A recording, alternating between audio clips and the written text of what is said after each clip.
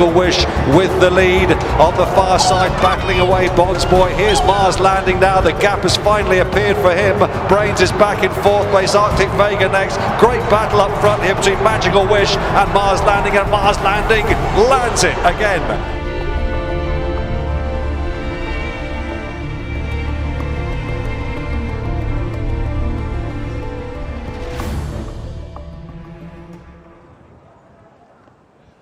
Yes, it is a big day for that horse, Mars Landing, and jockey Neil Callan, trainer Hesham Al Haddad, as they look for their third victory in the International Turf Series.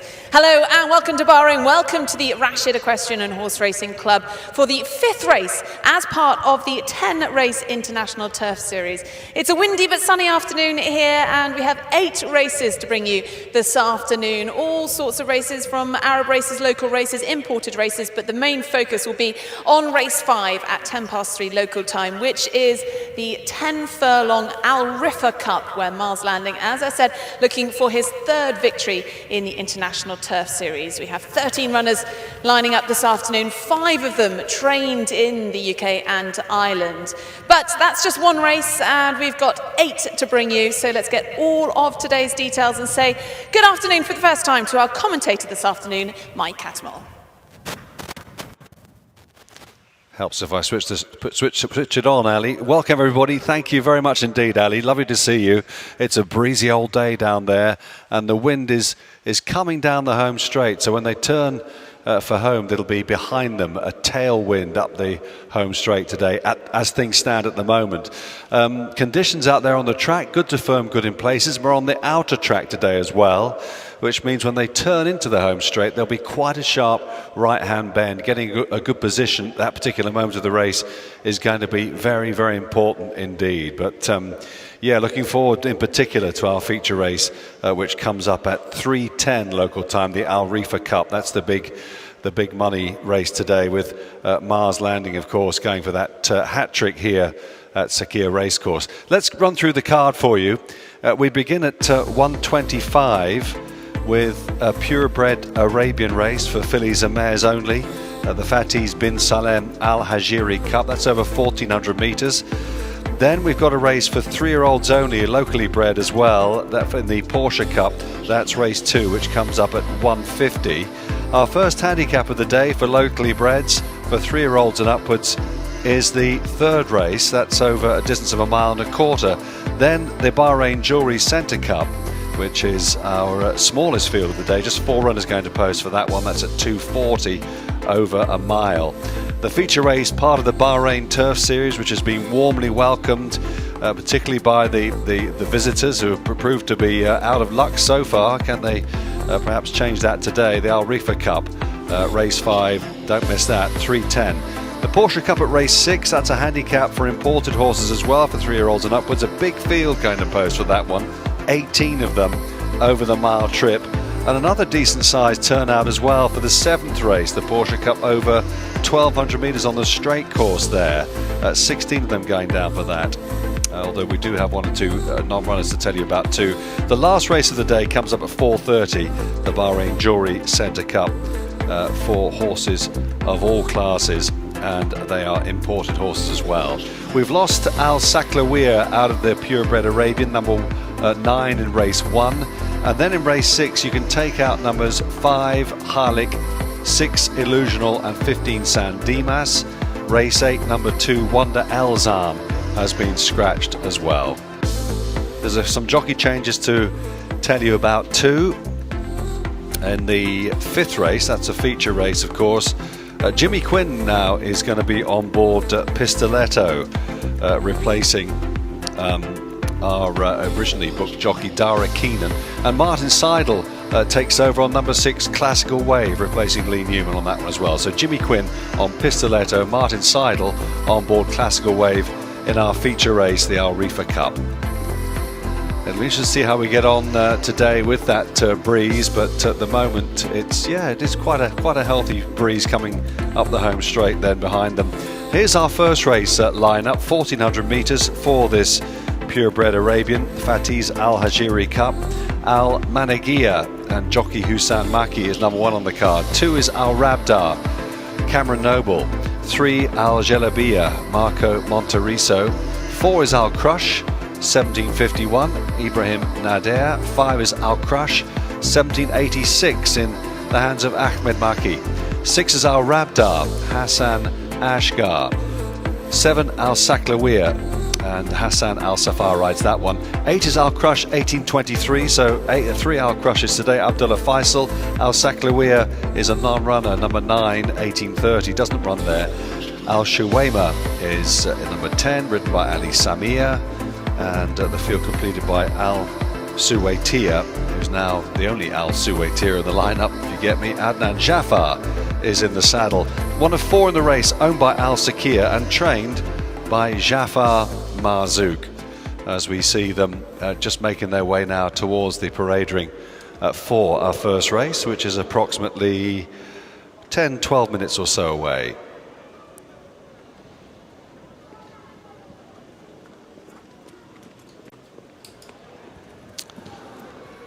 Well, there's number 1, Al Managia, walking around the parade ring there, and the grey, of course, trained by Hesham Al-Haddad. Hussein Maki is in the saddle and has been second on her last 3 starts. Has to be a player here. She's in form. That's number 1, Al Managia.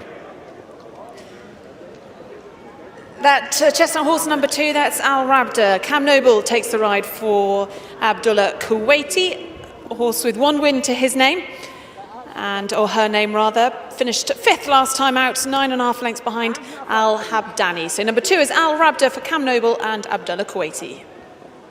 We're looking at number 3, and what a flashy noseband that is, isn't it? That's Al Jelabia, and she's been in good form actually. She's been running well, albeit in defeat, but she's finished 3rd on her last 3 starts. Big white face there for number 3, Al Jelabia. Horse number 4, Al Crush, 1751. Ibrahim Nada takes a handy 2 kilograms off this horse, trained by Jafar Marzouk. A horse who has been amongst the placings in recent runs, but needs to improve on his last time run over the 5 furlong straight track. But number 4 then is Al Crush, 1751. As we mentioned earlier, we've got 3 Al Crushes in the race, and we're looking at number 6 actually, Al Rabda. 2 Al Rabdars in as well. Al Rabda 1795. Just a couple of starts for Al Rabda 1795. Needs to step up and improve on what she's shown so far.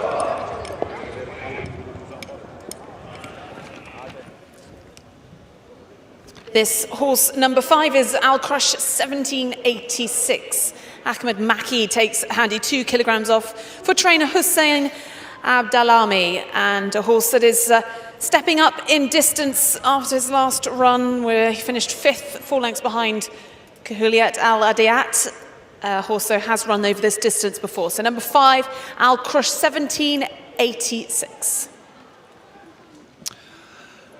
Looking at number 7 now, Al Saklawiya, 1799. Al Saklawiya has been running well, particularly last time out, although that was over 1,000 metres. Back up to 1,400 metres now today, but if she reproduces that sort of form, she'll have a chance. Looks well. Another horse looking really well here this afternoon is Al Crush, 1823. Just having his second run in Bahrain. That first run was over the 1,000 metres, so significant step up and trip here this afternoon. Abdullah Faisal rides this one for Jafar Marzouk. Al Crush, 1823 is horse number 8. Now we're looking at another grey in the race here, Al Shuwaima, and this is her first run in Bahrain. A bonny looking filly, Al Shuwaima, number 10.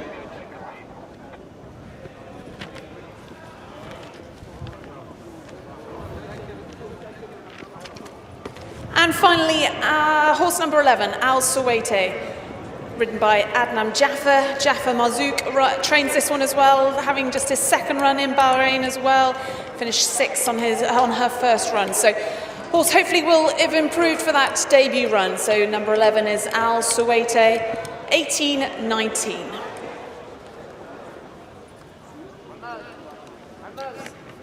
Thanks, Ali. The runners and riders then will shortly get united for the first race of the day. Just you can see the jockeys there, the Al Sakir jockeys in the centre being briefed. The two colours of Al Ruda, represented by Al Crush and Al Rabda. And the camera is focusing now on the El Jalabiya connections as jockey Marco Monteriso gets his briefing too.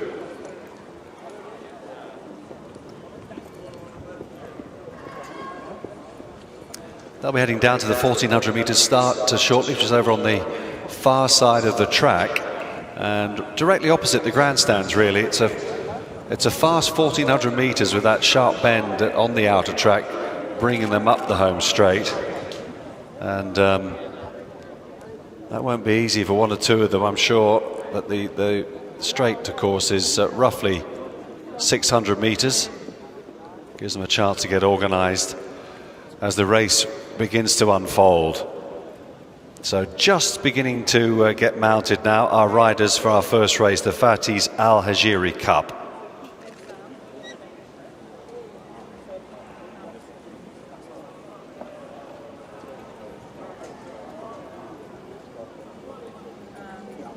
Cameron Noble over from the UK, riding number 2, Al Rabda. He's going to be, Cameron's heading out onto the start now. And Al Rabda going down just a bit ahead of the others. One or two of them still yet to get mounted.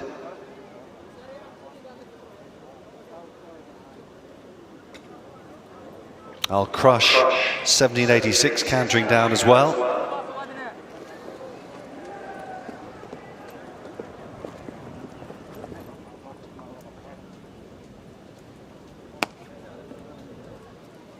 And next to post will be Al Saklawiya, number 7, ridden by Hassan Al Safar. Al Crush, 1823 in the dark green cap, followed out by Al Shuwaima. That's the grey filly with the yellow cap. The red cap there, Al Suwatia. And then Al Managia, Hussein Maki. Yellow and black colours of KHK Racing. Al Jalabiya for Victorious, colours that are well known here. Red with the white striped cap and sleeves. Marco Monteriso riding that one. And then Al Crush with a white cap, green, white sleeves, white cap. One of 4 races in the Al Sakir colours. The last one to get a post is Al Rabda, Hussein Ashgar in the saddle. So all runners now, all 10 of them on the track, making their way down to the 1400 metres start then for our first race.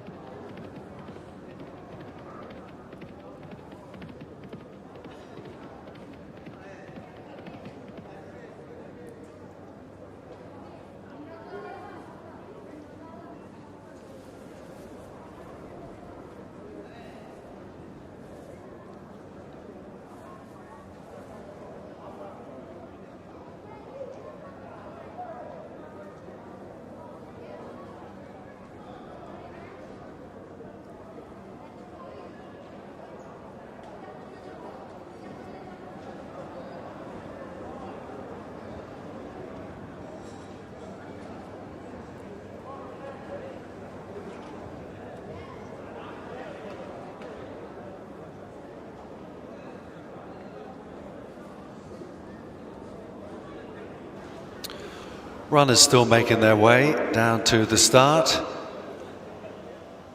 One or two of them just arriving.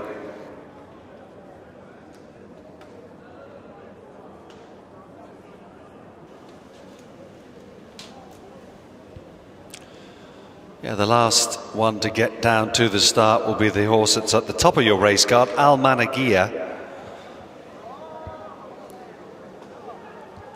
She's just arriving there, and so too is Al Rabdar, 1795, white cap Al Rabdar. So all runners down at the post,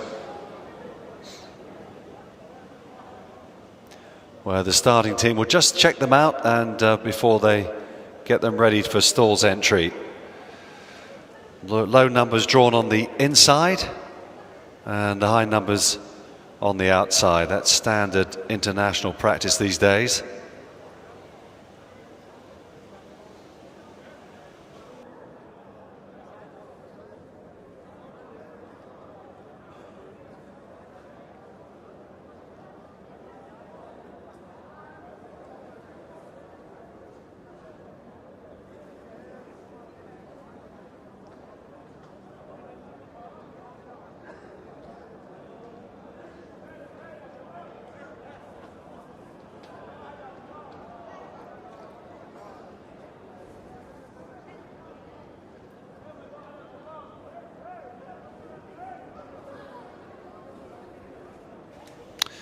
So we've still got a couple of minutes before post time.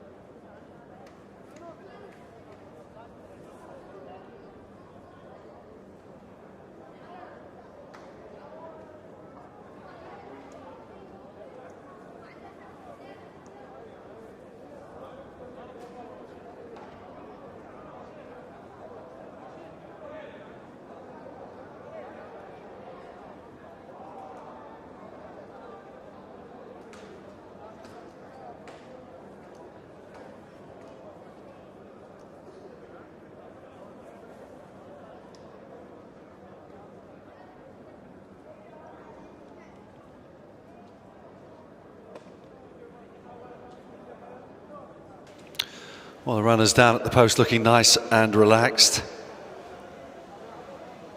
Just being led round behind the gates.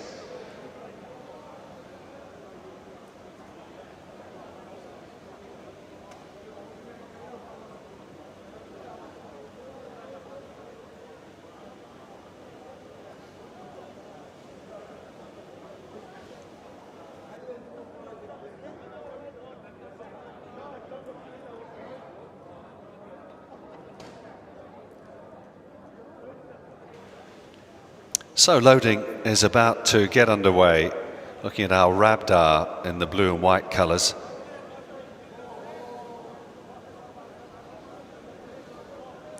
Al Rabdar has drawn 5. The best draw on the inside is Al Crush, 1823, green cap. Just getting a bit warm. Al Rabdar, number 2 there on the race card, getting a bit sweaty on the shoulder. Starting to put them in now. Al Shuwaima.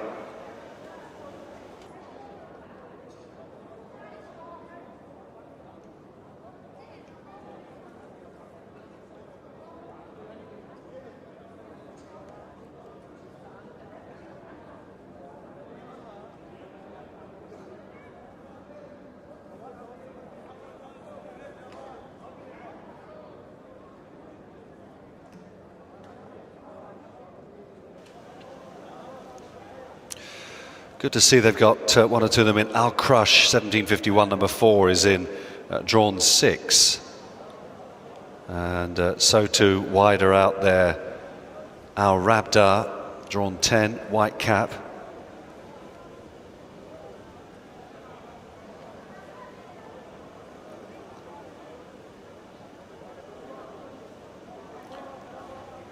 Al Shuwaima, number 10, with the yellow cap, just proving a little bit tricky down there at the start. She's meant to be going into stall number 4, but at the moment, she doesn't seem to be too interested in joining the other 2 that are in there. They can be a bit moody, these purebred Arabians.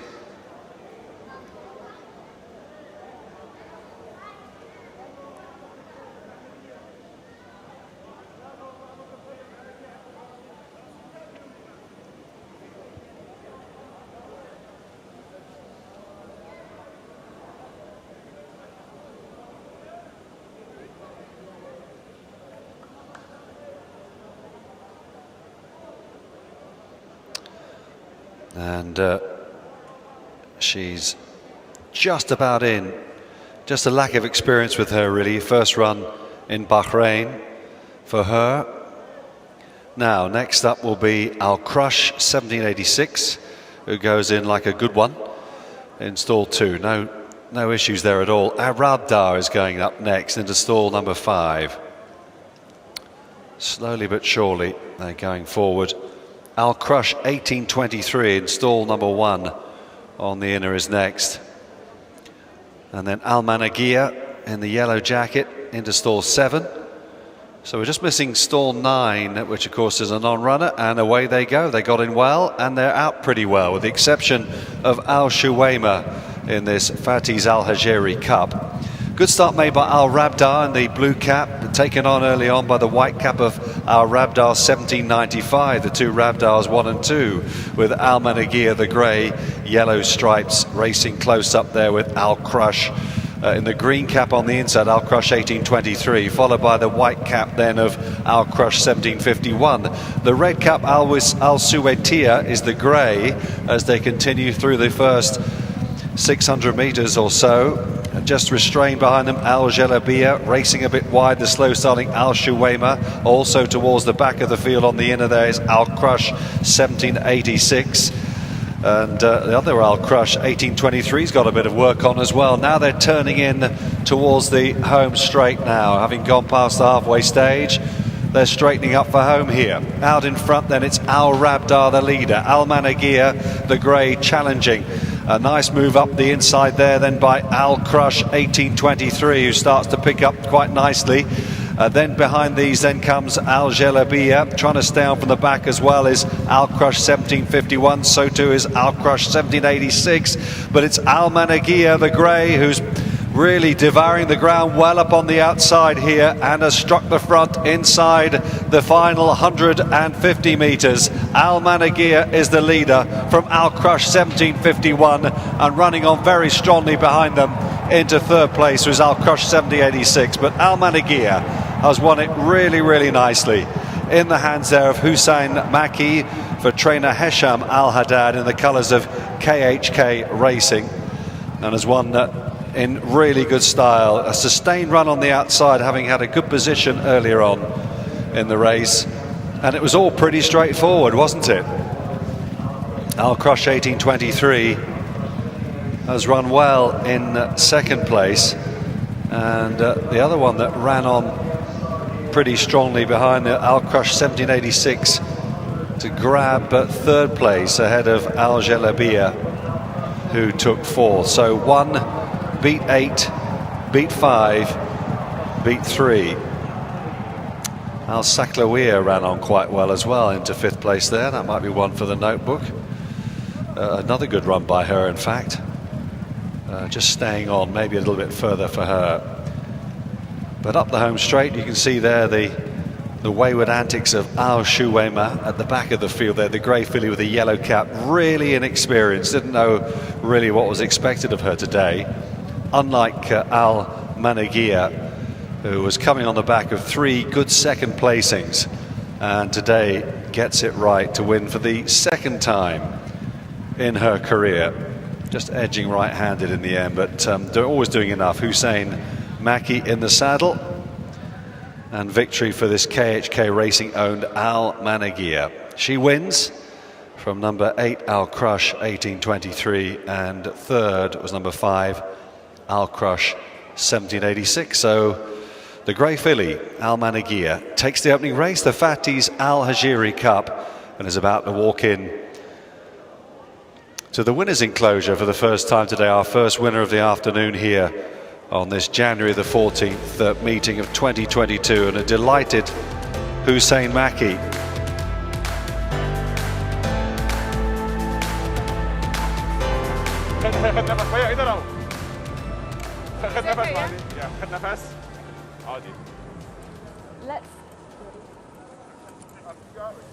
Well, let's have a word with our winning jockey then, Hussein Maki. Hussein, congratulations, your 10th victory of the season. And this filly, this mare, she's been knocking on the door second so many times, so nice that she finally gave you victory. She's today a good good chance today. Same all the horse class. She's the best today. And the race, it played out, it went how you wanted it to? Sorry? So the race it was run how you wanted to, you were always in a nice position? Yeah, I stay second all the way. In the straight I go. Well, congratulations on this win, and as I said, it's his 10th victory of the season then for Hussein. He's doing really well in the jockey table, so let's give him a big cheer as he comes back into the winner's enclosure, a winner of our opening race here.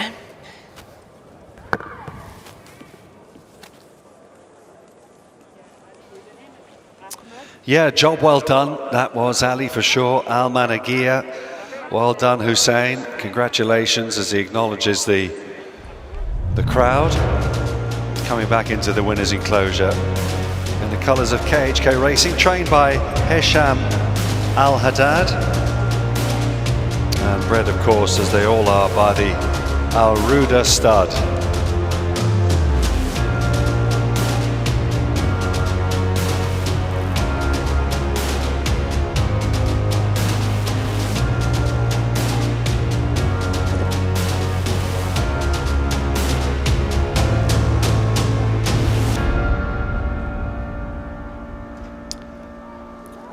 So, ladies and gentlemen, our winner, Al Managia.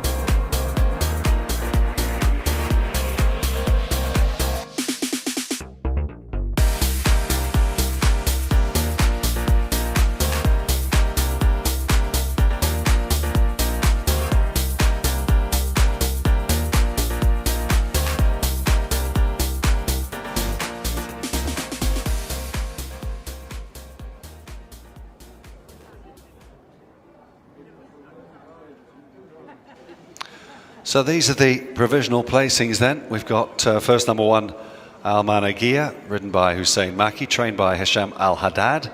Second number 8, Al Crush, 1823. And third number 5, Al Crush, 1786.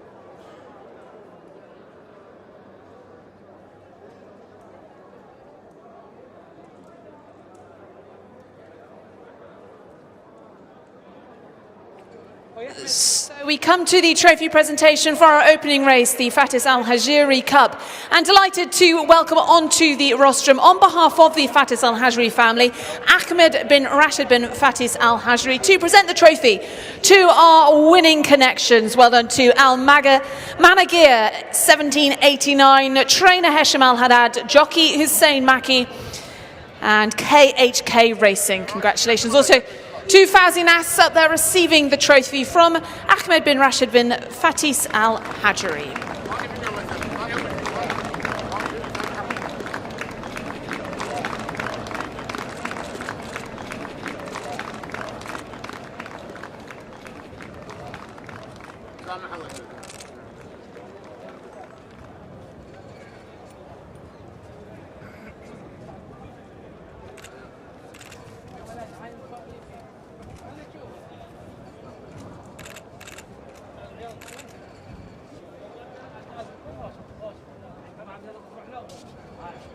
عبد الله غتوتك وعبد الله غتوتك يلا سامح الله خلي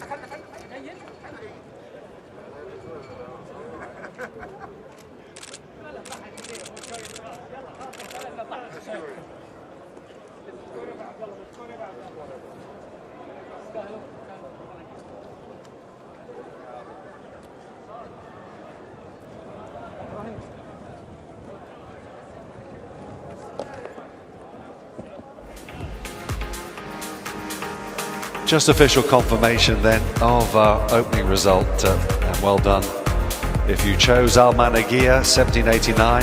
Hussein Maki rides again in the third race, trained by Hesham Al Haddad. Second, number 8 Al Crush 1823, and third, number 5 Al Crush 1786. 1, 8 and 5. And we begin the countdown now to our next race, which is the Porsche Cup, which is class 4 and maiden horses, 3-year-olds only. That comes up at 150.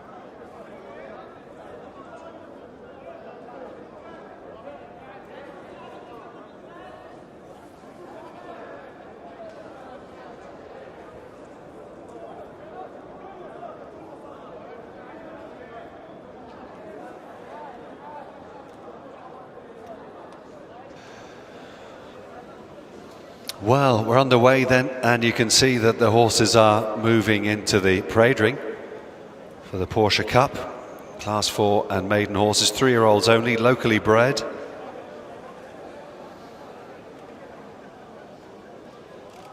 But quite a few international riders taking part in this one. Let's go through them for you. Number 1 is Tariq, who won here on New Year's Eve. Ibrahim Nader is in the saddle, takes off 2 kilograms. 2 is Carolina Reaper. Julio Garcia. 3 Horatio, Edinson Rodriguez. 4 is Jabara, ridden by Martin Seidel. 5 is Manshood, under jockey George Wood. 6 is Miblish, ridden by Marco Monteriso. 7 in the same colours is Midal, David Egan in the saddle. 8 is Mudalal, ridden by Paddy Mathers. 9 is Mukhtar, the mount of Ali Sameh, who takes off 3 kilograms. 10 is Kamari, ridden by jockey Mohammed Al Safar. 11 is Zoman and Cameron Noble. 12 is Garbia, Abdullah Faisal, one of 2 fillies in the race. The other one is Sabar, and she's the mount of Owen Walsh, who takes off 1 kilogram. So 13 of them going to post for this Porsche Cup. Let's look at horse number 2 here, Carolina Reaper. First run in Bahrain for this son of Blue Snake. And wears a sheepskin noseband in the red and white jacket, colours of M&E Racing. Nice looking chestnut, number 2, Carolina Reaper. Let's hope he goes well on debut. Horse number 3 then, Horatio, in the Al Adiyat Racing colours. Another horse having his debut here this afternoon, a bay colt. Edison Rodriguez takes the ride for trainer Alan Smith. So number 3, Horatio. Yes, Alan Smith, a bit of a legend in these parts. Ali Jabara is number 4. Martin Seidel rides. Had the 1 start, that was on New Year's Eve. Jabara, and was beaten into 8th place of 13 that day behind Tariq. So has got work on to reverse the form with the number 1 horse. We've got 7 first-timers in the field this afternoon. Here's another one, Manshood, for jockey George Wood and trainer Hada Ibrahim in the M-Car Racing colours. So number 5, another debutant, Manshood. 6 is Miblish, wearing the red bridle. Now Miblish has got some experience and has run quite well on both starts, both over sprint distances. This race is over 1,400 metres, so he's stepping up in distance today, Miblish, the mark of Marco Monteriso. Horse number 7, Midhow, for jockey David Egan and trainer Abdullah Kuwaiti. A horse having his second run, finished well down the field on his opening run on New Year's Eve here. So hopefully come on for that run at number 7, then a horse having his second run, Midhow.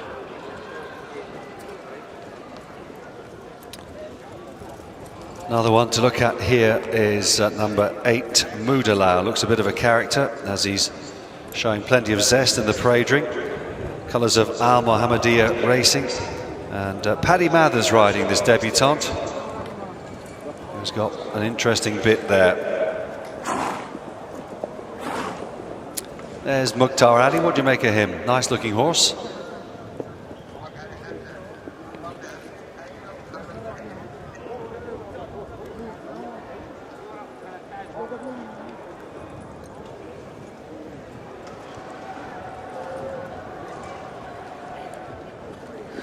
Horse number 10, Kamwari, is another horse having his debut here in this race in the colours of Al Oof Racing. Mohammed Saeed, the trainer, Mohammed Al Safa, the jockey. So horse number 10, Kamari.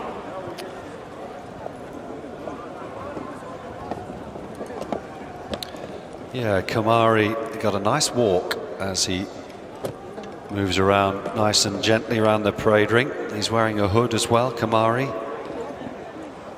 There's number 11, Zoman. And just the one start, 9th of 13. Cameron Noble rode him actually here on New Year's Eve, Zoman. And he'll expecting him to take a few steps forward from that debut, I'm sure. That's Zoman, number 11. Horse number 12, Gabaya, trained by HAJERI Ibrahim, ridden by Abdullah Faisal, a horse having his third start. Finished just a second, finished just behind Kazama in his last race back in mid-December. So hoping to go one better today. Got to be amongst the fancied runners today. Horse number 12, Gabaya. And 13, Sabah, the chestnut filly. Owen Walsh riding, and she's a newcomer today. Wish her well, and she's just a little bit flighty. On their way down, actually, Mukhtar has left the parade ring and is heading down to the 1,400 metre start. Then Garbia going out next in the all blue of Sheikh Isa bin Abdullah. And then behind that one heading to post is Carolina Reaper in the red and white colours. So on their way down then here, you can see Mansood going down, Mansood in the purple jacket, pale blue chevron. Next down is Miblish, and then Midal in the white cap. Same colours. Miblish has got a red bridle as well too. We haven't seen Tariq yet, who's probably going to be favourite here. Ibrahim Nader is in the saddle now. Ibrahim had a terrific meeting here a couple of weeks ago. He had a double, including on this fella, son of Blue Sar, and he's got something about him, this horse. I think he's probably going to take quite a bit of beating again here this afternoon. He was a pretty decisive winner last time out, and he will be the last one to leave the parade ring. Tariq, number 1, white with the red epaulets, Rashid Racing colours, striped cap.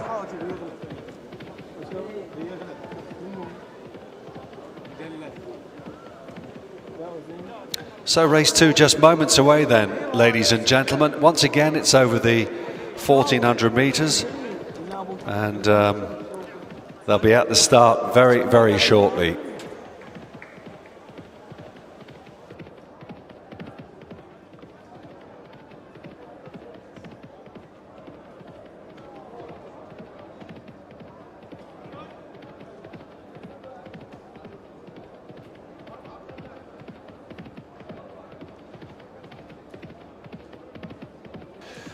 Good shot there of David Egan going to post on board Midal.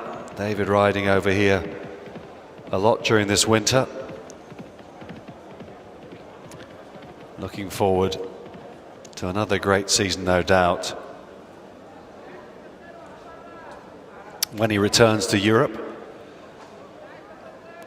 If ever a man was bred to be a jockey, it was David. His father, of course, is John Egan, and his grandfather was Desi Hughes, and his uncle is the three-time champion jockey Richard Hughes. So it's all in the DNA. Runners arriving at the start then, at the 1400 metre start. The last one to get down there is Moodalal for Paddy Mathers. So they'll be checked over, and very shortly they'll be getting ready to go into the gates. We're about 3 minutes away now to post time.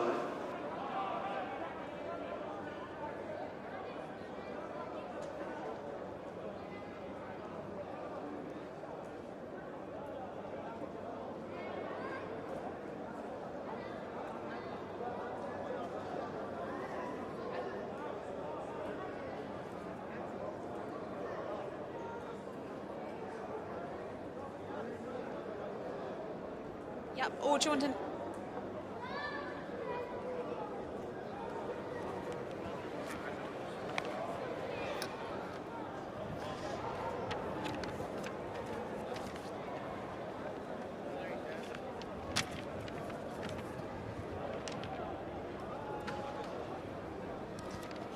So the horses then behind the stalls starting to load up. Of the 13 runners, we've got 7 first-timers here. Plenty of familiar colours amongst today's field. A scattering of form, but really the horse to beat is number 1, Tariq, a last time out winner.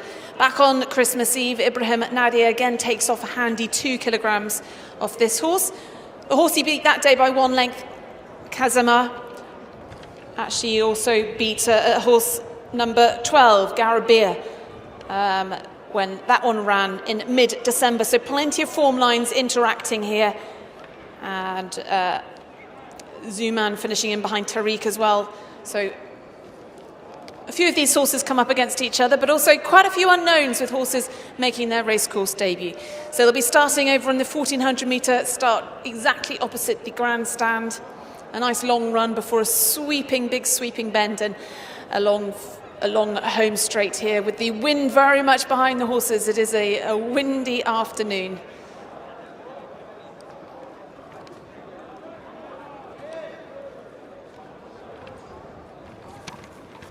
Thanks, Ali. Yeah, the runner was just getting some attention there just now was Moodalal. Paddy Mathers is back on board again now. They're just sorting out his saddle.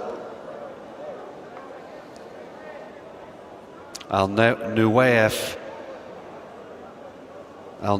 Racing, rather, have got 3 runners in this race. Zoman has got the grey cap, Miblish the black cap, Midal the white cap. And Al Afu Racing, doubly represented as well. Shabara has got the red cap, Kamari in the black cap.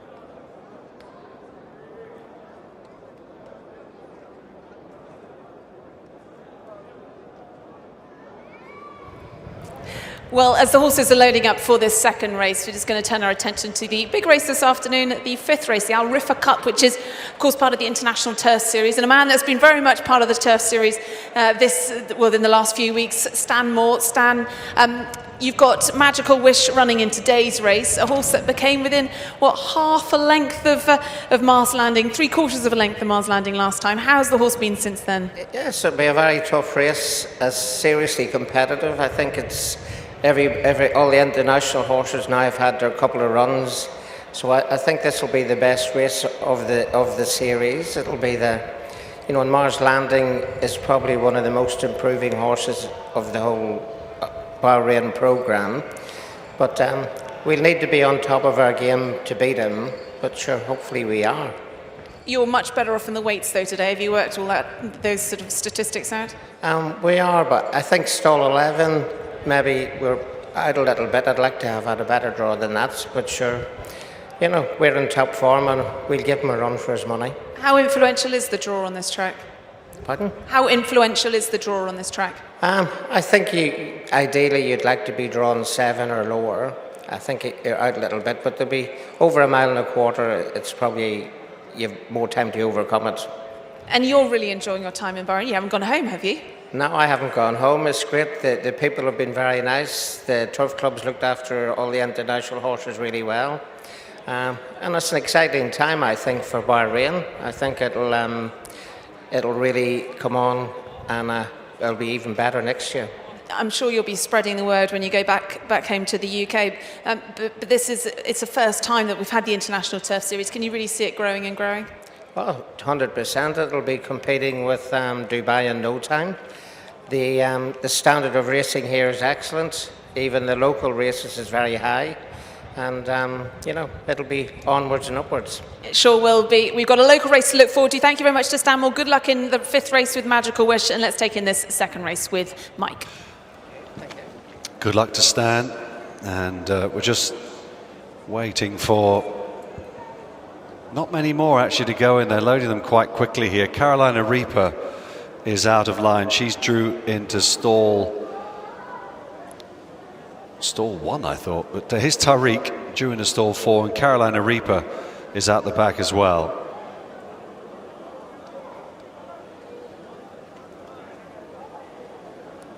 Carolina Reaper stall 1, Tariq is into stall 4. The other runners are all in. We got them in quite quickly.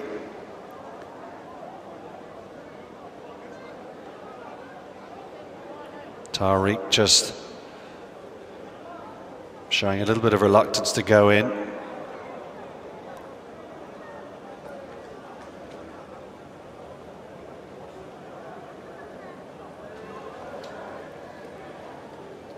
Blindfold going on, Tariq.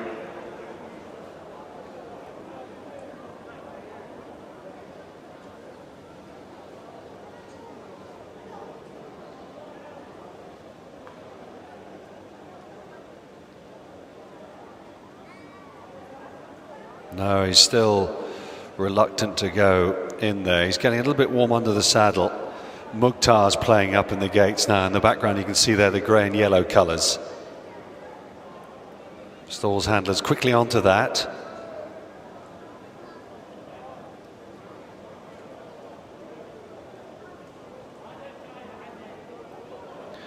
Well, Tariq has backed away from the gates.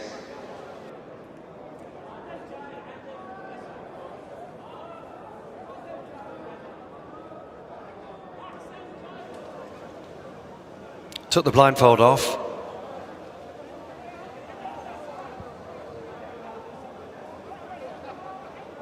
But I'm afraid he's backed off again.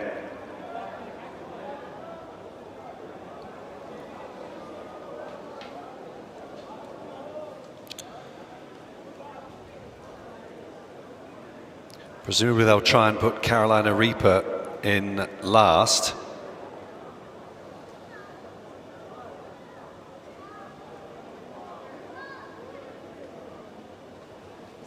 Well, they've done a great job there. They've got Tariq in. So Carolina Reaper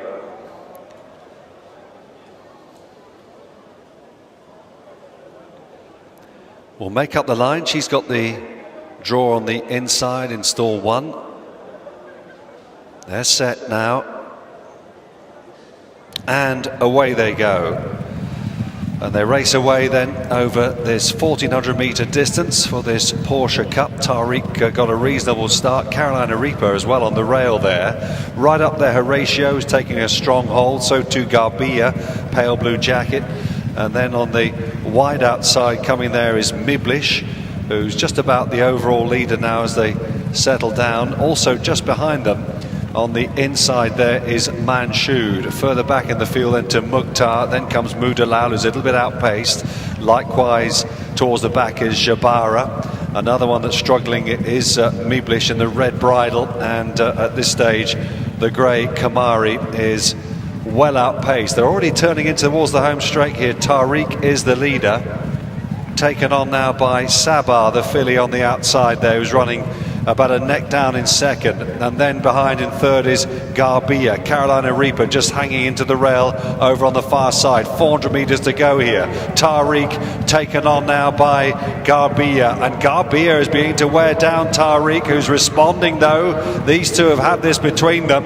Running on behind them into third is Midal, who's keeping on quite well, but inside the final furlong it's Garbia and Abdullah Faisal who's in front with just 100 metres left to go. And it's going to be a game performance, this, by Garbia, who beats Tariq just by about a neck or so. Running on into third was Sabah, who was always pretty handy, and Manshood took fourth place. So the favourite, you'd say, Tariq, has been gunned down by Garbia, who was on the back of a good second, in fact, here before Christmas, in the hands of Abdullah Faisal, trained by Haider Ibrahim, and in the colours of Sheikh Isa bin Abdullah bin Isa Al Khalifa. And she was very game as well. Tariq didn't go down without a fight on the inside, giving weight away, of course, today. But Garbia, you had to admire her attitude. She was not going to give this one up easily, and she's won by about a neck in the end. Note also that Moodalal ran a really nice race on debut. He took 5th place there, number 8. So the victory goes to number 12, Garbia, and she beats Tariq, who didn't really want to go into the stalls, but he didn't do a lot wrong in the race itself. He battled on like a good one on the inside there, but just wasn't quite good enough on the day. Sabah has run a really nice race on debut in the black cap in 3rd place, followed in 4th by the running on the outside there, Manshood, and 5th to the eye catcher, Moodalal. So Garbia has done it in the hands of Abdullah Faisal. So 12 beat 1, beat 13, beat 5, with 8 in 5th place. That's the official result here. I've just got that from Jihad, the judge, who's on duty for us again today. It was an interesting contest, that. 1 or 2 horses showing their inexperience. But this filly, well, she'd shaped pretty well on both of her starts so far. Both of them over distances shorter than this. She was over 1,000 metres first time, then up to 1,200 metres, and now today the extra 200 metres has been the making of her, because she's been well suited by it, and she's about to come back, and Ali will hopefully grab a word with the winning connections here. Garbia winning race 2. Well, let's have a word with our winning jockey then, Abdullah Faisal. Congratulations first, that's your 12th victory this season. That puts you joint top up with Neil Callan and Charlie Bishop, so well done with that. But talk me through the race with this filly. I was expecting her to win because she was improved after her last run. And we jumped, and it was a slow pace. She didn't like it in the beginning.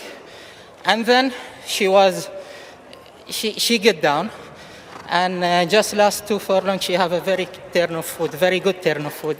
But you had to really hold on at the end as well. Yeah, because she was too early in front. That's why she's a bit green, and she tried to slow down. But I feel she can win. I have full gas on my hand, but she was a bit green because she was too early in front.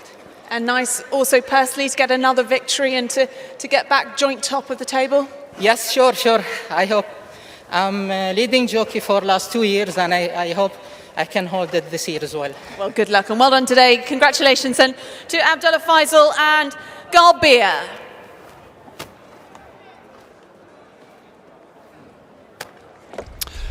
Yeah, seconded Ali. Here she is, Garbia. Interesting to hear what Abdullah was saying there about her pulling herself up a bit in front. She thought she'd done enough, and so there could be plenty more to come from this filly, no question about that. She's got better with each start, and she's being welcomed in as the winner of race 2 this afternoon, the Porsche Cup. Garbia beating the favourite Tariq.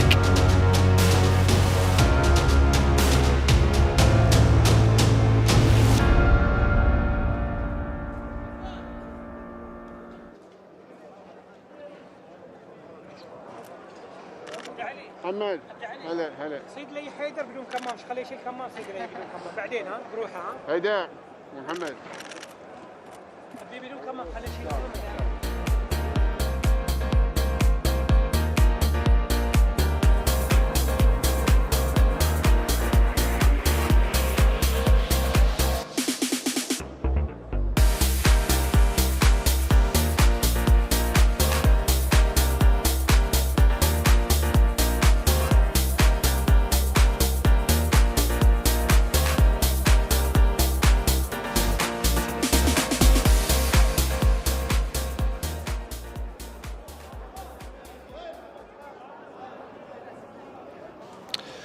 Abdullah walking back in to get weighed in, and as Ali was saying there, he's now joined Neil Callan and Charles Bishop on 12 winners for the season, but he's actually on top now because if you go on placings, that is, he's got more second placed.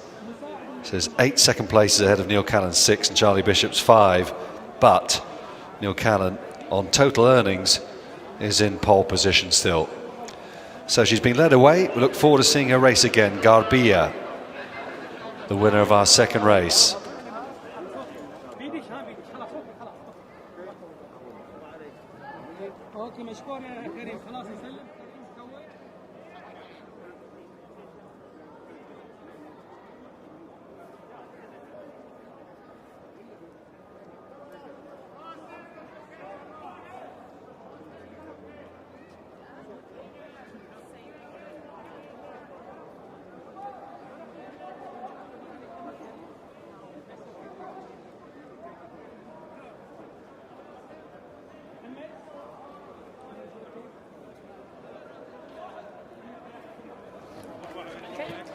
Okay, we are for the trophy presentation for the Porsche Cup.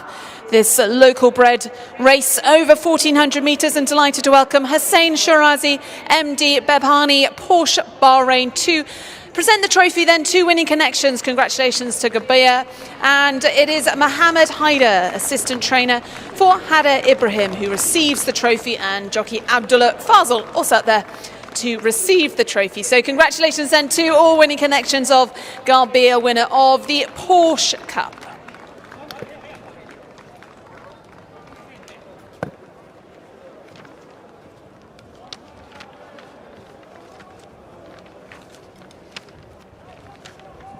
Thank you, Ali. Let's just confirm the official result. First, number 12, Garbia, ridden by Abdullah Faisal, trained by Haider Ibrahim. Second was number 1, Tariq. Third, number 13, Saba. And so 1 and 3 then for Connections in that last race there. Haider Ibrahim, the trainer of first and third, and of course the owner, Sheikh Issa bin Abdullah bin Issa Al Khalifa. Those powder blue colours.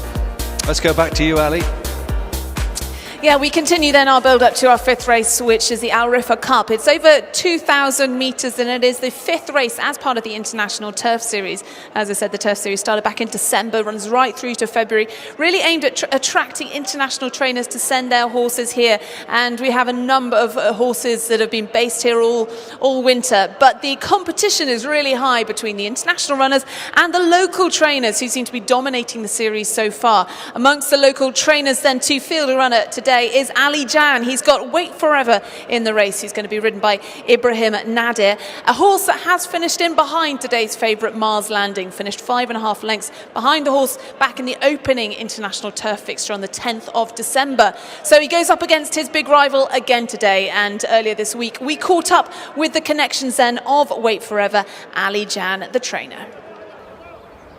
He's well. He's running very consistent. Yeah, in morning time he's showing a lot of ability, but he needs a little bit of confidence to bring his form back. You know, he didn't win for 2, 3, or maybe 3, 4 seasons. So still he have the ability in his belly, but he need to show, you know, like when he put in his head in front, I think the confidence will come back. I hope from him big run. But he's running well, but still not the one which he's showing, you know, morning time, you know. Mars Landing, Kuba and Wait Forever, and now the first three. It's very competitive race, you know, every time it's getting stronger. The horses, they are from out horses, they are getting, you know, like used to the track, to the pace, to the acclimatizing. So sure they improve, you know, and Magical Wish, you know, last time he showed himself after the second run. Arqoub, the first time out he ran well, the second time I don't know, maybe the ground didn't help him maybe. It's a very competitive race, you know, it's just nice handicap, strong handicap. For us it's nice, you know, to show our horses to compete with the international handicap horses. If you win this race, especially it's like an international race, plus it's a nice prize money and it's a nice feeling, you know.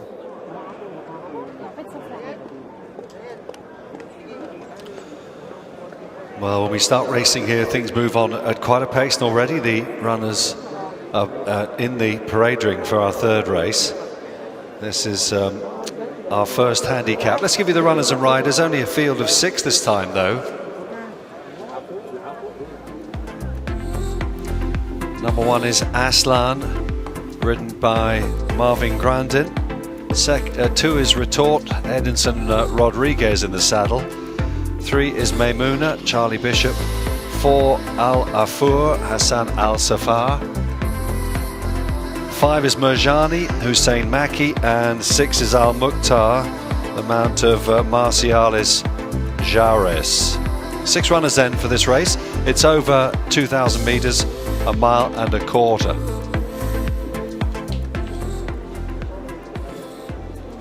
Let's look at horse number 1, Aslan. He's by Angel Falls, a 7-year-old bay gelding, and last time out managed to win a race actually, and did it in pretty good style over the 2,400 metres trip, and he drops back in distance today. A horse then has been a great servant for Alan Smith, the trainer. Retort, a 9-year-old gelding, an 8-time winner, including the race before last. Julio Garcia steered him to victory over 2,000 metres back in November. Has run once since then, but had a bit of a break since his last run mid-November. So number 2 then, Retort for Edison Rodriguez and trainer Alan Smith. Number 4 here, Al Afur, and Hassan Al Safar rides this one. Won a big field actually back in October, but has been beaten since then, but hasn't been disgraced, although last time out was probably below his best. But on his best form, Al Afur, just being ridden by Hassan there, who gets the leg up, would have a chance. He's got that big red noseband.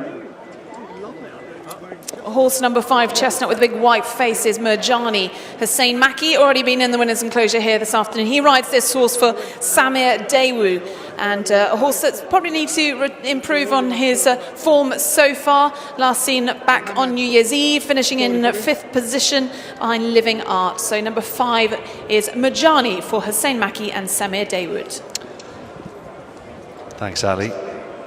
And the runners are about to canter off down to the start. Haven't got too far to go actually, because the 2,400 metres start just literally, or the 2,000 metre start just literally round the bend away from us. Beg your pardon, 10 furlongs this race. There's number 6, Al Mukhtar, in the blue and yellow colours of Ali Abdul Hadi Mursili, and Marcialis Jares rides. And last time out was 4th of 5 here. Better run before that, maybe 2 good runs before that. Just needs to step up a little bit to have a chance, but not out of it by any stretch of the imagination.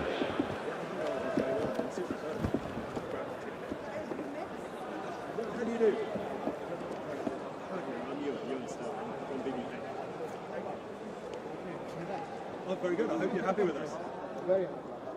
Great, great. I'll be more happy today. Hey, wouldn't we all, right? That's right, that's the big race. That's what my boss will be here to do all the best. No. That's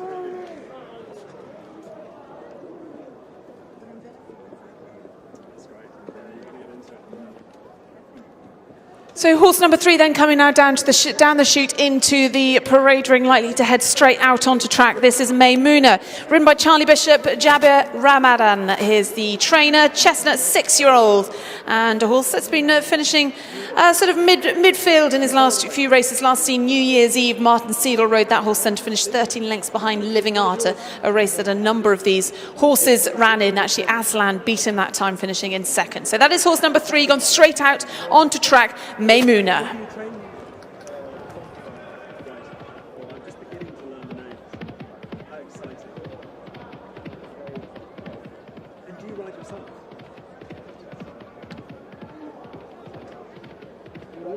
I do a lot. We keep horses in England. They're excellent. But my daughter works at one of the races. I'll never let anyone make the races.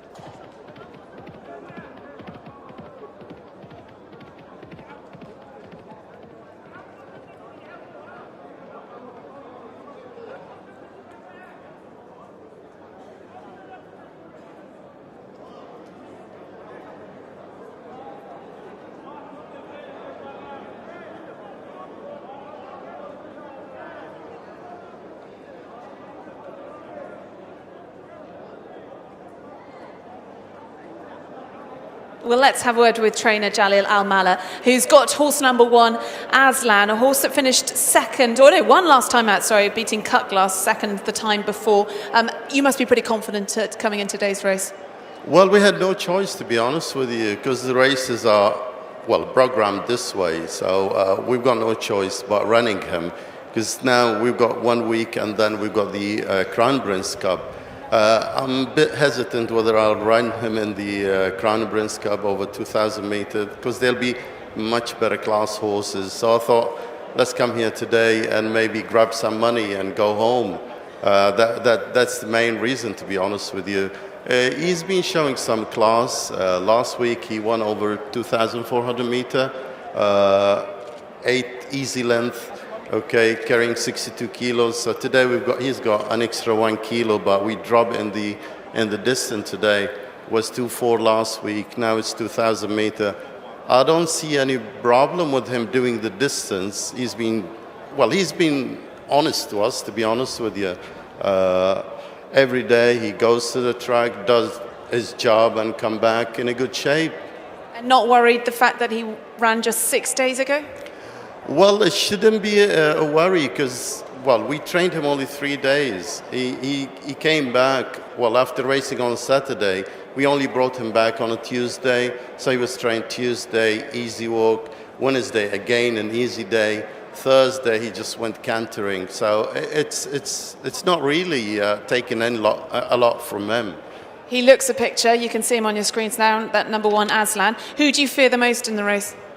Well, I would say Retort will be the main dangerous in the race. He's a class horse. He's much better class than Aslan if you look at the rating. But let's wait and see. Now, Jalil, you had a runner in the Bahrain International Trophy back in November.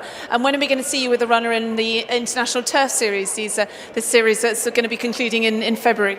Well, I was supposed to run one today, actually, in the 10 furlong, but I decided on scratching him. He was a good second last week, tall order. We thought we'll save him for maybe next week. There is another big race, 2,400 meters, which I think will suit him better, the distance-wise and maybe class-wise. It's a bit lower class than the horses that he'll go against today. So I thought maybe next week, again, let's grab some money, make life easy for us. Sounds perfect. But it's nice for the local trainers to have a bit of international competition week in, week out. Yeah, I think it's a great opportunity for all of us. I think it's a great idea from His Highness Sheikh Isa, bringing everybody, well, so far the local trainers been, well, taking everything, the whole cake, but let's hope that if it's right to say, expert trainers can maybe come today and do a bit better and win against us. But remember, the local trainers are not a piece of cake. They certainly aren't. Thank you very much, Jalil. Good luck. Yes, good to hear from Jalil. Let's focus then this race shortly about to start. 6 runners all locked away in the stalls now, and away they go, racing over the 2,000 meters trip here just been cajoled along early on. There's Al Mukhtar on the inside. Racing apart from the rest of the field is the mare Maimouna. She's going to join in now as they take their first turn, which will bring them down to the point where they start the mile race is there, the chute. But it's the leader Al Mukhtar leading by about 1.5 to 2 lengths then to Al Afour racing in second. And then comes in third Merjani, followed then by Maimouna, who joins in then, just tucked in behind them. Retort together there with Aslan, who's at the back of the field as the runners move inside the final 1,400 metres and heading down the back straight here. Field spread out by a good 6 lengths, in fact. Al Mukhtar the leader and leads from Al Afour racing in second place. Then the white face on the inside there of Merjani. Tracking and going nicely is Maimouna. On the inside then is Retort. Still looking on is Aslan, who's just been given the hurry up now as they begin to race inside the final half mile here, and they're about to turn in to the home straight with 300 metres left to go here. Al Mukhtar still out in front. Ready to challenge on the outside though. Here comes Al Afour, who goes sweeping by, slightly hampered there on the inside. There was Merjani, just had to rein back a bit here. Down they come towards the final 200. Al Mukhtar has responded to the challenges of all the others. Retort down the centre now in the red jacket and noseband. Also coming back from the rear then is Aslan, who's got quite a bit on now, but is making up ground hand over fist on the outside. It's just Retort who's mastered Al Mukhtar, but don't rule out Aslan. It's a sustained run as they race with 100 metres left to go.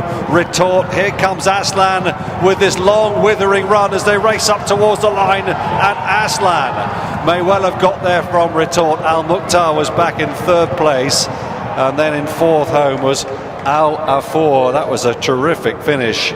We'll get the judge in a moment to confirm that, but it was a real tight one.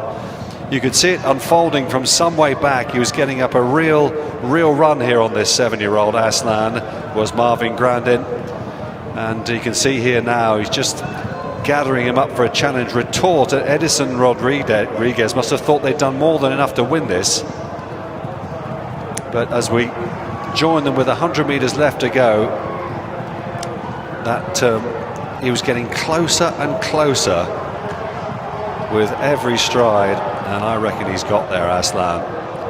We'll get the judge to confirm. He is looking at a photograph right now.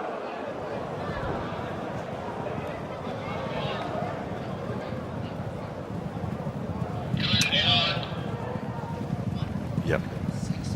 1-2-6-4 is the confirmed result. That's from Jahid, the judge here.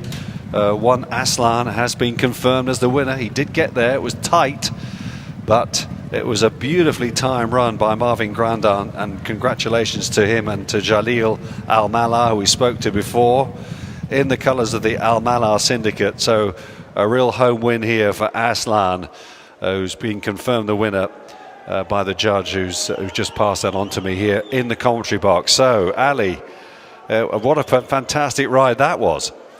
It certainly was. I'll try and have a quick word with Marvin Grandin, but I know his English isn't great, so we'll try and keep it simple. Marvin, well done for your win there. You had to work very hard. How was it for you? Very good. Perfectly said, very good. Got there in the end. How much do you like this horse and his attitude? Yes, he's a good comportment. He's a good acceleration. Très bien, merci beaucoup, and congratulations there, Marvin Grandin, winning this third race this afternoon. Aslan winning back-to-back victories. Just 6 days ago he was in the winner's enclosure, and he is again then with Marvin Grandin. Good win for Jalil Al-Mallah. Well done to Connections of Aslan, who only raced here just, 6 days ago, Ali, as you pointed out beforehand. He's being welcomed in by his team. Aslan, Marvin Grandin in the saddle. Congratulations. Good run by Retort in second. Just run down. Al Mukhtar was back in third, but Aslan, who was carrying top weight here in this locally bred handicap, so the class act of the race has won it. Aslan with the Al Manar syndicate. Great to see the crowd building up this afternoon then as we go now through the day. 3 races down, 5 more still to come here at Sakia Racecourse. And the Bahrain Turf Series continues with race number 5, the Al RIFFA Cup. Marwan Grandin then excelling with his timing here. It was a really great ride, I thought, on Aslan, who manages to get up in the shadows of the post.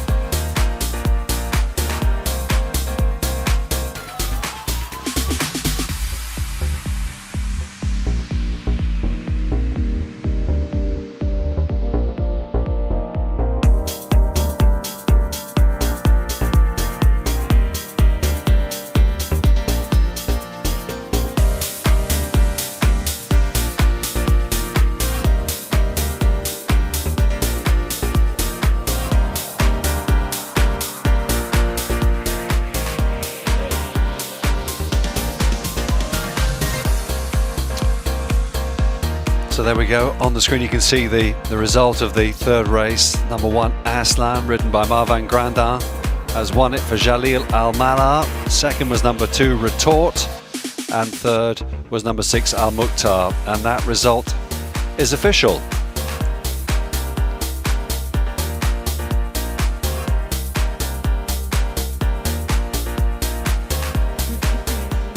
So just one more race then before the big one, the 5th race as part of the International Turf Series. We've got 13 runners in today's race, over 2,000 metres, and it is all about one horse, Mars Landing, top weight here this afternoon, looking to win his 3rd International Turf Series race. He's going to be ridden by Neil Callan.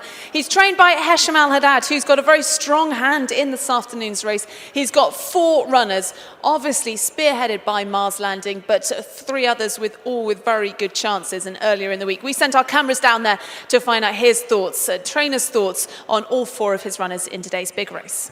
My name is Hesham Haddad, and I've been training privately for Mr. Fawzi Nas for the last 3 seasons. We have in training almost 60 horses. Great battle up front here between Magical Wish and Mars Landing lands it again. I think he's came out well. I think it's going to be a big challenge for him. There are big names with him now. Most of the UK horses have acclimatized by now. They have their prep runs, so it's going to be more challenging to him, especially that he's on the top weight this time. Head-to-head, toe-to-toe, Mars Landing wins! I think he's going to be a horse that's difficult to beat. He always does enough, so we do hope that he's got plenty more left in the tank.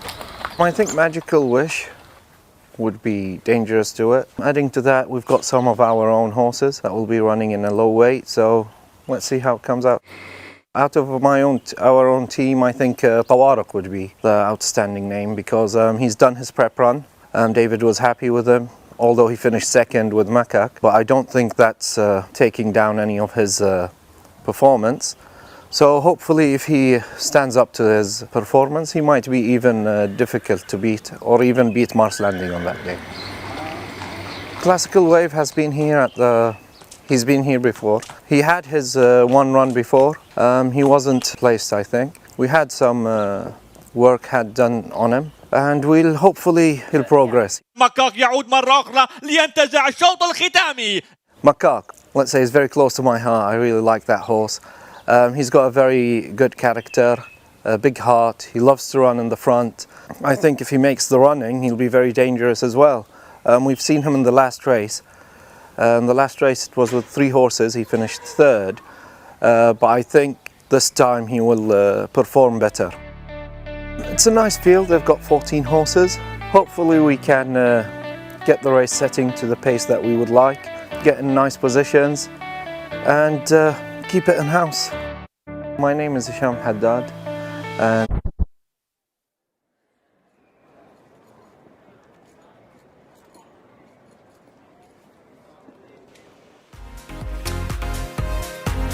Right, just to tidy things up then from the 3rd race, Aslan has won that, the official result confirmed, beating Retort number 2 and 6 Al Mukhtar back in 3rd place, 1, 2 and 6. Now in our next race there's only 4 runners, the smallest field of the day actually for the Bahrain Jewellery Centre Cup, and this race is over 1 mile, 1600 metres. One is Sabrina, and she's ridden by Hussein Maki in the colours of victorious for Fauzi Nas. Ramani, ridden by Hassan Al Safar, is number 2. 3 is Immortal, George Wood in the saddle for HAJERI Ibrahim. 4 is Campolina, Rosie Jessup over here to ride for Hisham Al Haddad. So 4 runners then, 2 mares up against 2 geldings. There's Ramani, number 2, a son of the top sprinter Society Rock, and last time out was 2nd of 3 here. Has actually been running quite well to a good level of form recently, Ramani, so he's a big strong horse. Maybe his turn is not too far away. Horse number 3 then, Immortal, for George Wood and HAJERI Ibrahim in the M-Car Racing colours. A horse that was beaten by Sabrina last season, but had plenty of runs this season as well. George Wood on the horse every time, finished runner-up last time, but the time before that in mid-December, a winner, beating Breathtaking by 4 lengths. A very good horse, Breathtaking. So horse with every chance is number 3, Immortal.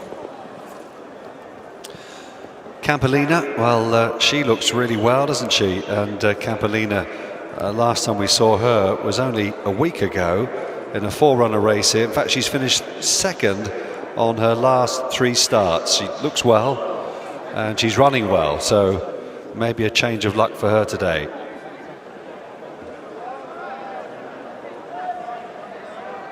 Hey, you okay? You're right. Right.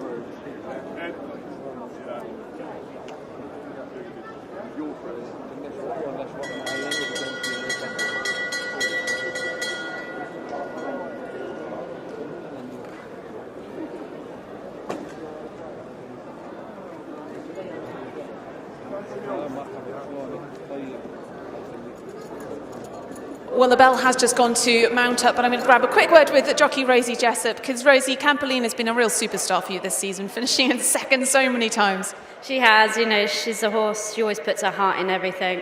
Yeah, so let's hope for a good run again today. Is this her day today? Well, we'd like to hope so, but we've got obviously Sabrina, who's a very good filly, and Immortal, who's, you know, is a fantastic horse as well. Well, I better let you go. Good luck in this race, and thanks for talking to us. Thank you.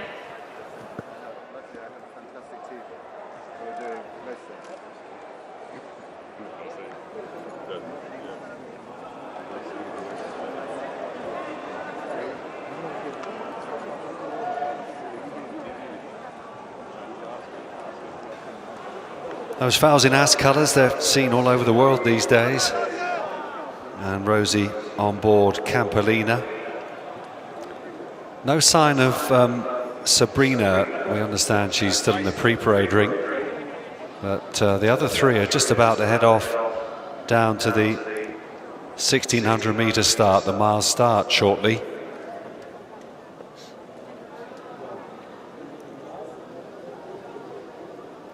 In fact, Sabrina is already coming in and is being led in and out by a pony. She's going straight out. Hussein Maki looking for his second winner of the afternoon on board Sabrina in the colours of Victorious Red with the white striped sleeves and cap. And she's won 2 of her last 3 starts.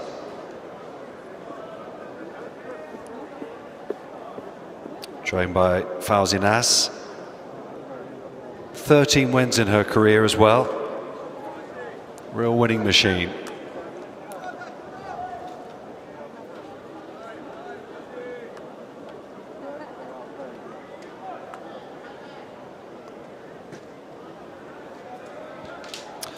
So Sabrina being ponied down to the start then.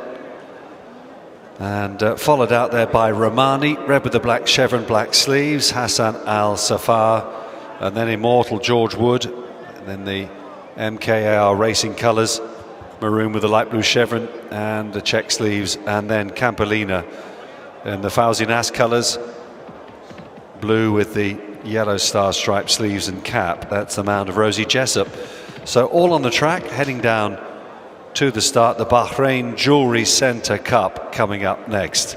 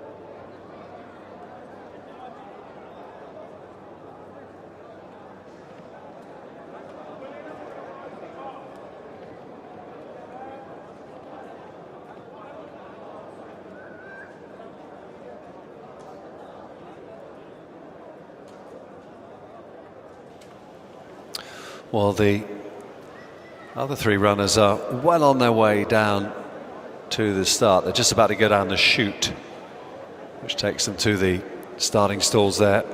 And just been ponied down still, Sabrina, just trotting down behind her pony. She's got a little way to go just yet.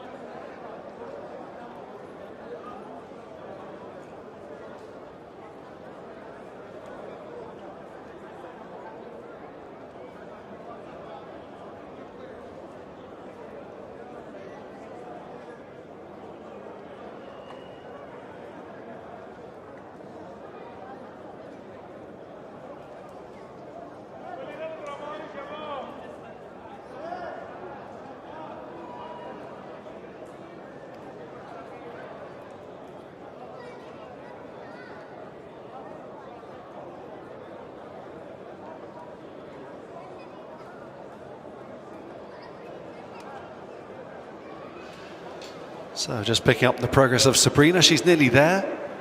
Won't be too long now. Ali, back to you. Well, our next race is the International Turf Series race, and I've dragged Kieran Schumacher out of the weighing room because, Kieran, you've come over to ride our Coupe, a horse that finished within half a length of Mars Landing. Can you go one better today, do you think? I hope so. I think back up to 10 furlongs is key for this horse. He definitely stays well. When I rode him last time, I rode him pretty cold and they didn't go much of a gallop and everything was just quickening to the line, so we didn't really get into it. So I'd be hopeful of his chances today. We've got a better draw also, and we're drawn next to the favourite, Mars Landing. You've been popping back and forth then specifically to ride William Jarvis's horses out here. I mean, it's important to come and be part of this series. Yeah, absolutely. And look, it's not just riding out here. I'm hopefully building some more connections and meeting new people whilst doing it. So I thoroughly enjoy coming out to Bahrain and hopefully nick a winner.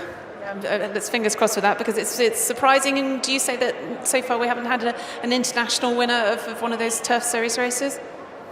Yeah, I am fairly surprised. I think it is a series that's going to be supported by European trainers with years to come, and it's definitely going in the right direction. Good luck with our Coupe today in today's big race. Thank you very much. That's Kieran Schumacher. But Mike, the horses then very much loading ahead of our fourth race. Just about to, Ali. Yep. They've got Sabrina's down there as well, which is great. Good to see Kieran here, Group 1 winning jockey back in the UK, with a very promising career ahead of him. Famous racing family, the Schumachers.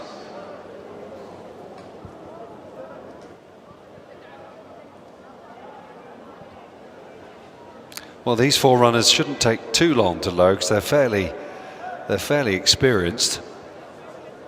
We're just waiting for post time to come round now. 2:40, the Bahrain Jewellery Centre Cup. Looking at Campolina on the big screen, Rosie Jessup.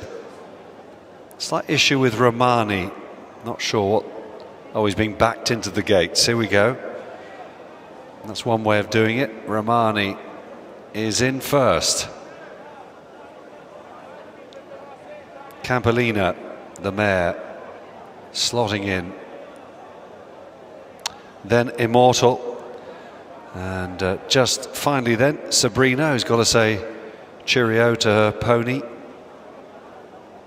It's all down to her now. She's the last one to go forward.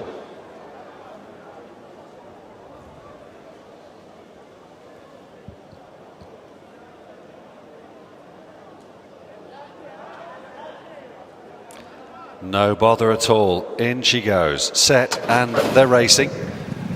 With a mile ahead of them here, 1,600 metres ahead of them. And you can see there that Rosie Jessup is working quite hard to get Campolina up ahead there. She took a little bit of stoking up. Now she takes them along, and she's opened up a lead of a couple of lengths then to Romani racing in second place. The white face of Immortal is handy on the outside and restrained at the back. Sabrina in the hands of Hussein Maki as they go through the first 400 metres and move down inside now the final 500 metres of the race here. About halfway, and out in front here it's Campolina who leads by a length to Romani in second, a length and a half away Sabrina. Just outpaced a touch Immortal on that turn. They're moving down already towards the entrance here to the home straight, with 600 metres left to cover here. 3 furlongs in old money, and now taking over is Romani from Campolina on the inside, who's still there pitching on the outside. You've got to say Sabrina is cruising beautifully into the race. The jockey looks really confident.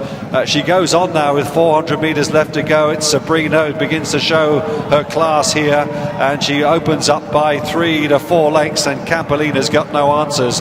Neither too has Romani, and Immortal is well held inside the final furlong here, and Sabrina is going to coast home here and win her 14th career start. A double for Hussein Maki as Sabrina wins. Second just Romani ahead of Campolina, and Immortal was back in third place. Well, that was very, very straightforward for Sabrina, who's a bit of a legend in these parts.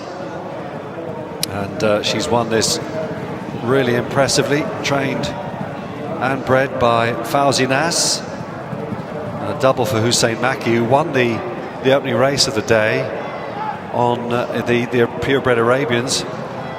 This race, though, was so easy for her, wasn't it? She was way too good. Romani just got second ahead of the Campolina, and then back in fourth place was Immortal. It was a race that didn't have a lot really happening in it, but Sabrina, you can see there the jockey was just looking down and thinking, well, I've got everything covered here. Horse there, Romani's, he looked to be carrying his head at a slightly awkward angle for a little bit. But in the end, he's run on fairly well to get second place. And Immortal was disappointing today and finished well beaten. So 1 beat 2, beat 4 and 3. And Sabrina does it again. 14 wins now, and it was her first start here since April of last year. And she didn't show any signs of ring rustiness at all. She was way too good, this 6-year-old mare, and no doubt she would get a warm reception when she comes back in. Good day for Hussein. He'll be delighted with that. Let's pass the baton back to Ali down there to greet the winner. Ali.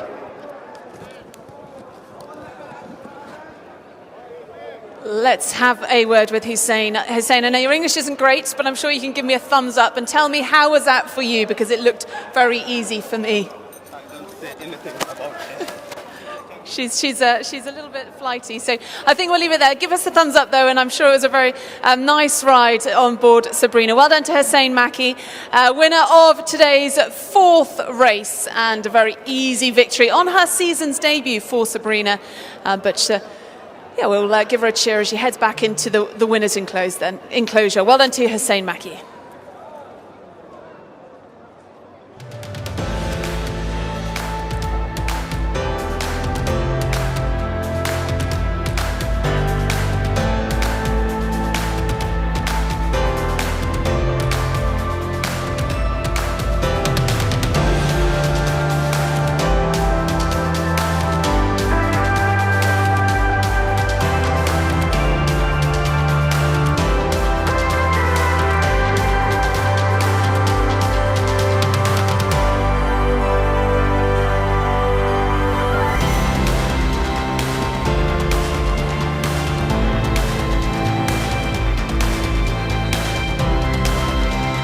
She's just a pretty special mare, this. She's 6 years old now, but she's well known in these parts too, and now winning her 14th start. Congratulations to the winning connections. In the colours of victorious Hussein Maki at the double today here this afternoon, and Sabrina way too good in race 4.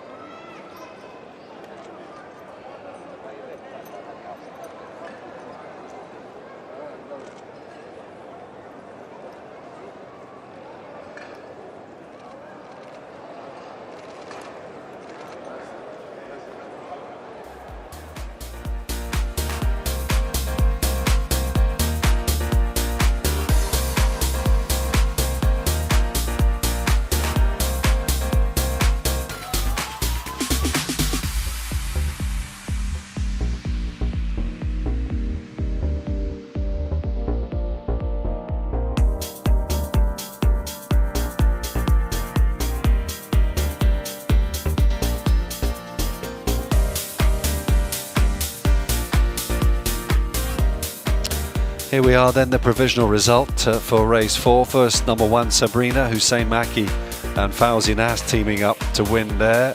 Second was Romani, number 2, and third, number 4, Campolina. That's the 1, 2, 3 provisional. We'll get that confirmed as soon as the riders have weighed in.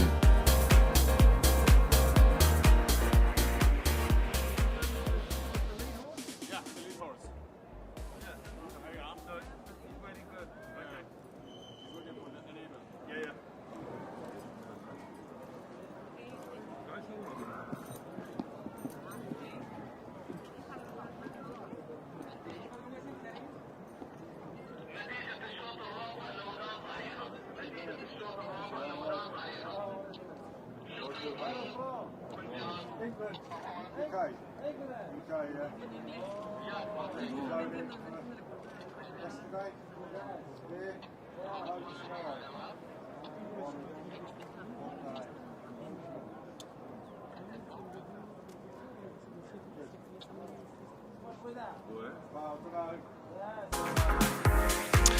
What I can tell you is that the result is now official, so jockeys have weighed in. Sabrina beating Romani and Campolina, and Sabrina has lowered the 1600 metre track record there by just a few hundredths of a second, but it's a new track record for Sabrina, so a remarkable performance in more ways than one.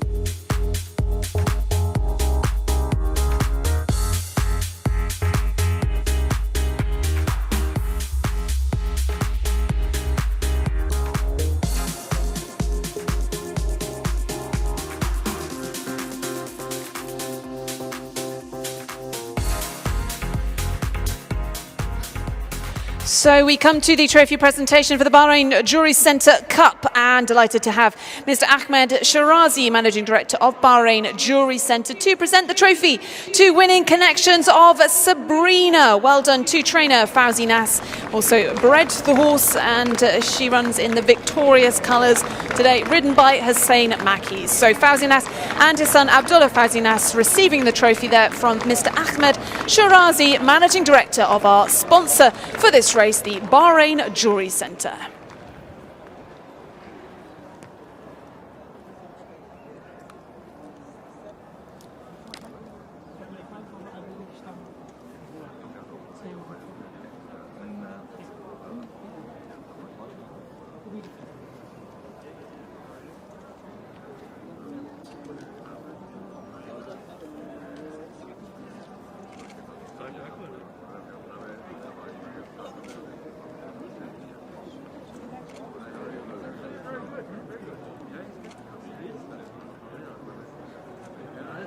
So our next race is the 2,000 metre International Turf Series race. Mars Landing, trained by Hesham El Haddad, is looking for his third victory as part of this International Turf Series, which runs from December through to February.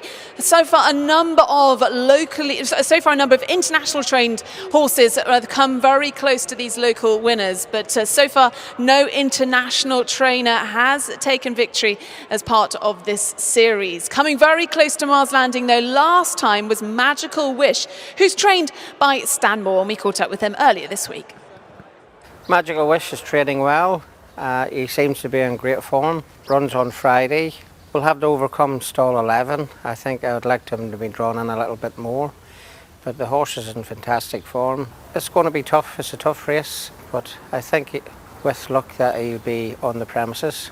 Great battle up front here between Magical Wish and Mars Landing, and Mars Landing lands it again. We're slightly better off at the weights with Mars Landing.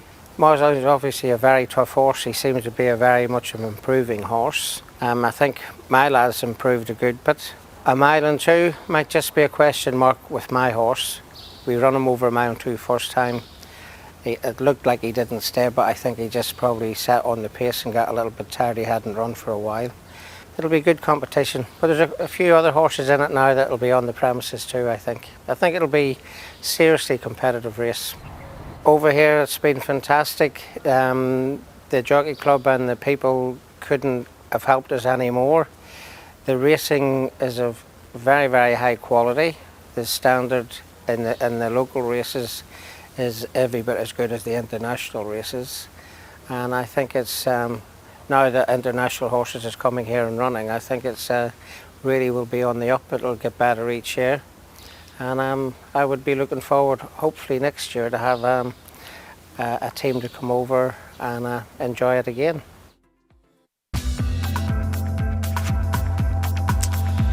Well, the best of luck to all the participants here in what promises to be a really super race.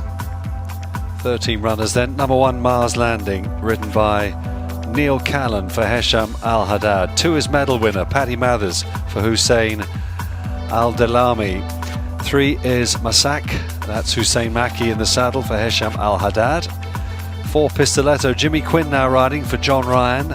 5 Hauser Black, George Wood in the plate for Keith Dalgleish. 6 is Classical Wave, another jockey change here. That's Martin Seidel now taking over from Lee Newman for Hesham Al-Haddad. 7 is Dawam, Abdullah Faisal for George Baker, another British raider here. 8 to Magical Wish, John Egan for Stan Moore. 9 is Wait Forever, Ibrahim Nader taking off 2 kilograms for trainer Ali Jan. 10 Arkoub, Kieran Shemark for William Jarvis. 11 is Justino, Charlie Bishop for Alan Smith. 12 Tawarek, David Egan for Hesham Al-Haddad, who's well represented here. 4 runners for him. And 13 Zazenia, Owen Walsh taking a kilogram off for Hader Abraham.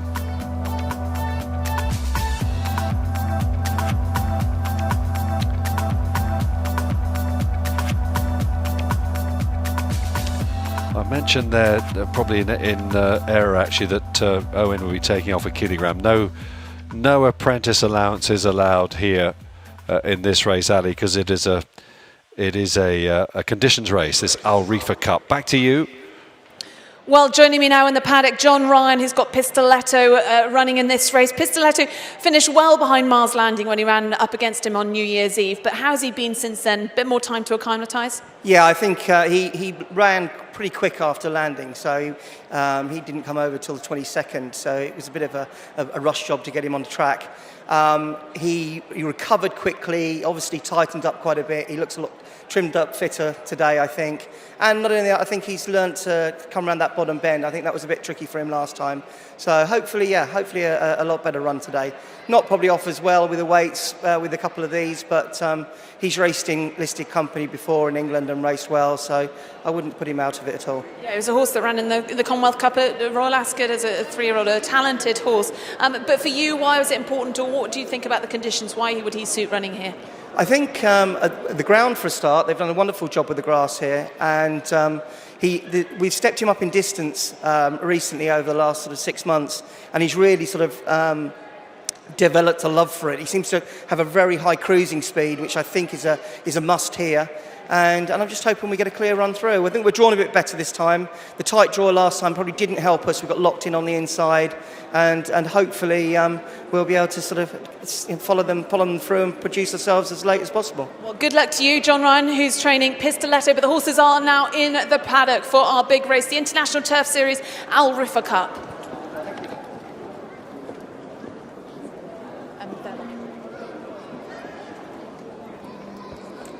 Yeah, they certainly are, Ali, and the connections as well. Great to see a great turnout for the George Baker Racing Bahrain Syndicate. Here's number 1, that's Mars Landing. What don't you know about Mars Landing? Not much. He's been in wonderful form since he's been brought across here to Bahrain, and if he maintains that, he's got to be the one to beat here for Neil Callan and Hesham Al-Haddad. Horse number 2 is the Grey Medal winner, one of the horses that hasn't come up against Mars Landing. One of the 2 horses Mars Landing has not run up against and not beaten. Medal winner, a really good second last weekend behind British-trained 8th Rothstein. That was his first run of the season, could come on for that, and certainly one that could trouble the favourite Mars Landing. So number 2, medal winner for Paddy Mathers and Hussein Adalami. Marsak is number 3, and he's ridden by Hussein Maki, who's had a great afternoon already. Wears a noseband this one, needs to step up a bit. He was quite a long way behind Mars Landing last month, but he has run respectably and in fact won since then. Horse number 4, Pistoletto. We just spoke to trainer John Ryan, a horse with all the sheepskin on his head, on his face, cheek pieces there, sheepskin noseband as well. Jimmy Quinn rides this, so not as your race car. Jimmy Quinn rides Pistoletto, looking to improve on his last run, which was his first out here in Bahrain back on New Year's Eve. Finished 13 lengths behind Mars Landing, but reports to be in very good fettle. Pistoletto, number 4. Yeah, good to see Jimmy here, and we're looking at number 5, Hauser Black there, and on board is George Wood. George rides regularly in the UK for James Fanshawe. This one trained in Scotland by Keith Dalgleish. 2 reasonable runs here in Bahrain so far, but more is needed today. He's down at the start early, Ali, that one. Number 6, Classical Wave, another one for Hesham Al-Haddad. He's got 4 horses in this race. Martin Seidel rides this one. Horse that was with Roger Varian. and has only had one run in Bahrain, a 3-time winner though over in the UK, finished well behind Mars Landing on his debut out here, but could be improving on that, having adapted a bit more. So number 6, another one that could bother the favourite Mars Landing. That's number 6, Classical Wave. 7 is Dewan wearing the cheek pieces for George Baker's Racing Bahrain Syndicate, and it's great to see so many of them here today. He'll need to step up his game a bit though on his last run here, but on his best form he'd had every chance. Dewan. Horse number 8, a big danger to Mars Landing, is Magical Wish. Finished 3/4 of a length behind the horse back on New Year's Eve, but £9 better in the weights today. So the weights would see that placings reversed. So Magical Wish looking to become the first international trained winner of a Turf Series race for Stanmore and John Egan. There's Wait Forever wearing his cheek pieces. And he's ridden by Ibrahim Nader, one of the up-and-coming young stars of the weighing room here in Bahrain. And he's been running well, actually, this horse, without getting his head in front. Maybe a chance to get involved again in the finish. Arcoob with the red hood on is trained in the UK by William Jarvis. Kieran Schumacher has made the trip over to ride this horse. He finished within half a length of Mars Landing back on the 10th of December. Didn't run so well last time he went up against him, but the weights have him 4.5 kilograms better off. So another one that could really threaten Mars Landing is number 10, Arcoob. 11, Justino, trained by Alan Smith, Charlie Bishop riding. Well, he's got to raise his game today, because the last 2 times he's taken on Mars Landing, he's not been anywhere near him. So improvement needed from Justino.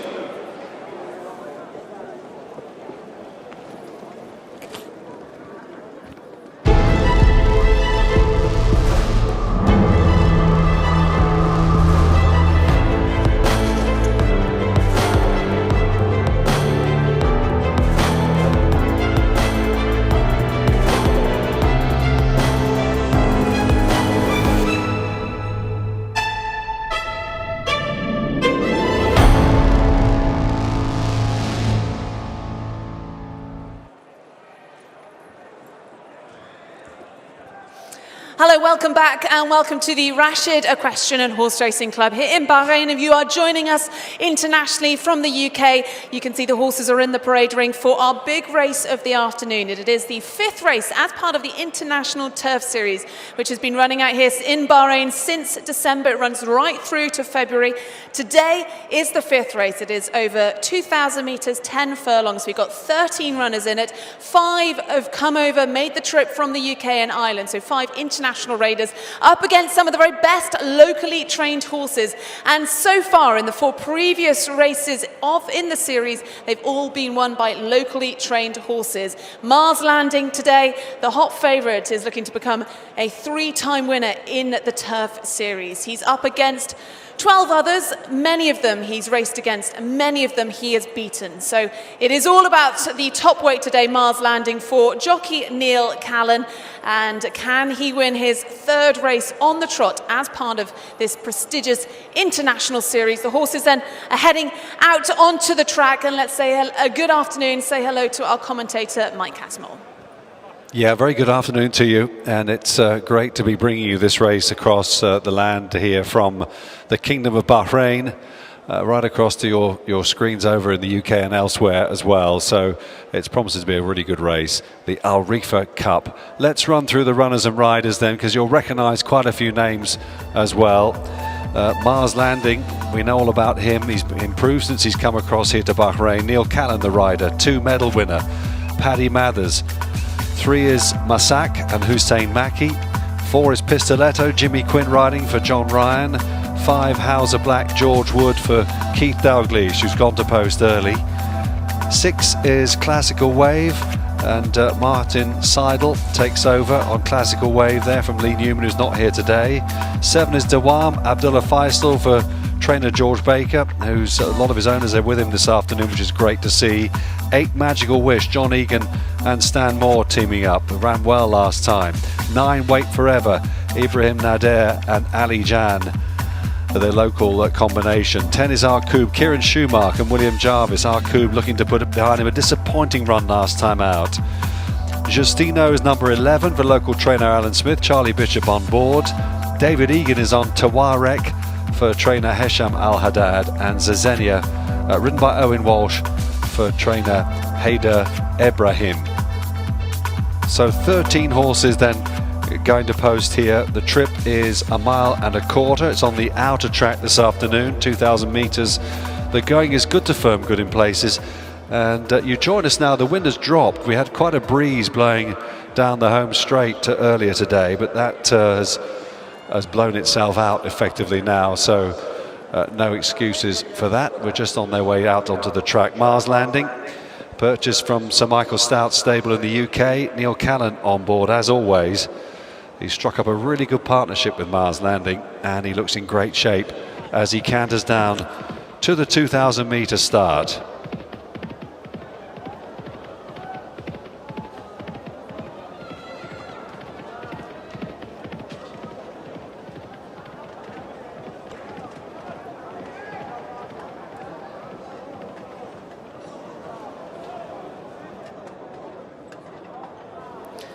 So the horses leaving the parade ring, heading down to the 2,000 metre start, which is on the left of the track, and a reasonably long straight before a sweeping bend, and it's a sort of a triangle-shaped racecourse here in Bahrain. And Mars Landing then, looking for his 4th win on the trot this season, really improved, rated 79 starting in on his debut this season back in November, gone up to now 101 rated. And Neil Callan really got a good partnership with this horse. Neil Callan come out here for his first time out as a regular rider, having come over from Hong Kong, of course. Now he's based out here, and he's had 12 winners this season, which puts him as a leading top jockey on the rankings. So Mars Landing in your picture looks an absolute picture. Neil could have ridden also horse number 2, Medal Winner, a horse that he's ridden 3 times this season.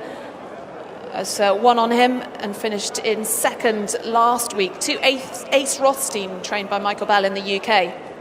So Medal Winner is certainly a threat to Mars Landing. Medal Winner's not run up against Mars Landing. Most of the horses in this race have been behind Mars Landing, but Medal Winner isn't one of those.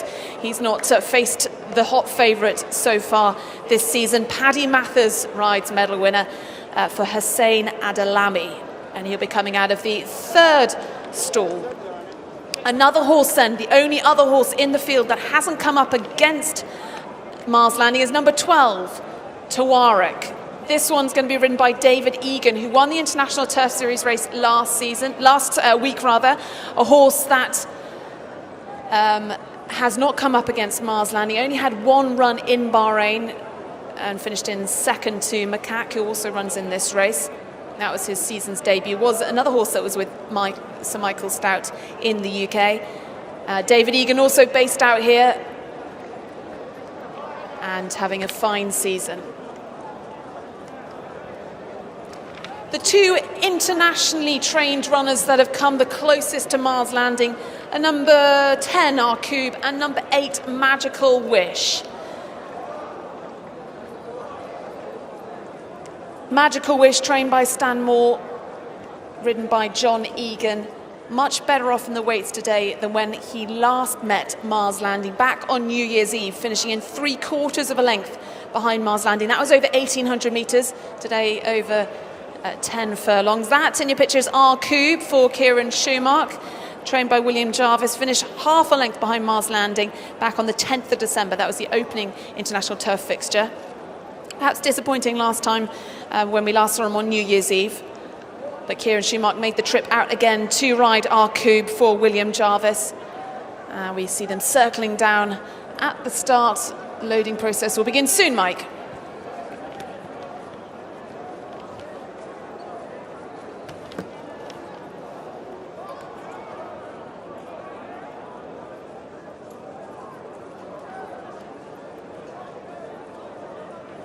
Thank you, Ali. And it won't be too long now. This race due off at 3:10 local time. So we've got a couple of minutes or so. all the runners look incredibly relaxed down at the gate. Medal winner, the grey. Paddy Mathers, another UK-based jockey over here for the winter. And just to confirm, by the way, that Jimmy Quinn rides number 4, Pistoletto, in place of Dara Keenan. And Martin Seidel is on Classical Wave, replacing Lee Newman. Great to see Jimmy here. You won't miss Pistoletto. He disappointed last time out, just never got into the race. Where's the cheek pieces and noseband, and the band on his forehead as well. He's got the full works there. And he's walking down the start. Trainer John Ryan is back here today in Bahrain. And very shortly they'll be getting ready to load. We've still got a couple of minutes. What I can tell you is that Tawarek, number 12, has won the Best Turned Out award. Tawarek Noman, the winning groom. So congratulations to you, Noman. You've already run a prize. Now, Ali, you've got a celebrated British trainer with you. Let's have a quick word with trainer George Baker. George, you've got Dawam in this race, a horse that got well beaten last time by Mars Landing back in the 10th of December. How has he improved since then? Listen, he's been training really well. Yeah, he jumped off the plane. He disappointed us on that first run. He stood still in the stalls. We've given him a bit of stalls work. We've sharpened him up. But this is incredibly competitive, which is exactly what it should be. You know, it's genuinely a privilege to be here, a privilege to be involved. Sheikh Salman and his team have put on this wonderful series, and look, we're learning and reacting and adapting, and whatever happens this year, we'll be back next year. And these two horses I've got here this year, they're a couple of old rogues really, and they have it in them to run big races, but they also have it in them to down tools. But let's hope it's the former. Look, good luck with your then Dawam running for George Baker. Abdul Faisal, good luck to George then. Horse having just his second start in Bahrain. Thanks, Ali. Runners just loading the stalls now. And we're down to the last half dozen or so. Going forward then is Tawarek. Mars Landing's walking around behind the stalls with a blindfold on him. Dawam is another one to go in. So to Marsac and Arkoub and Justino likewise. The others already in. Dawam goes forward. Justino in the blue jacket. Mars Landing, Arkoub, they're going in very quickly now. Arkoub looks like being the last. Kieran Schumark. That's it. They're ready now. Set.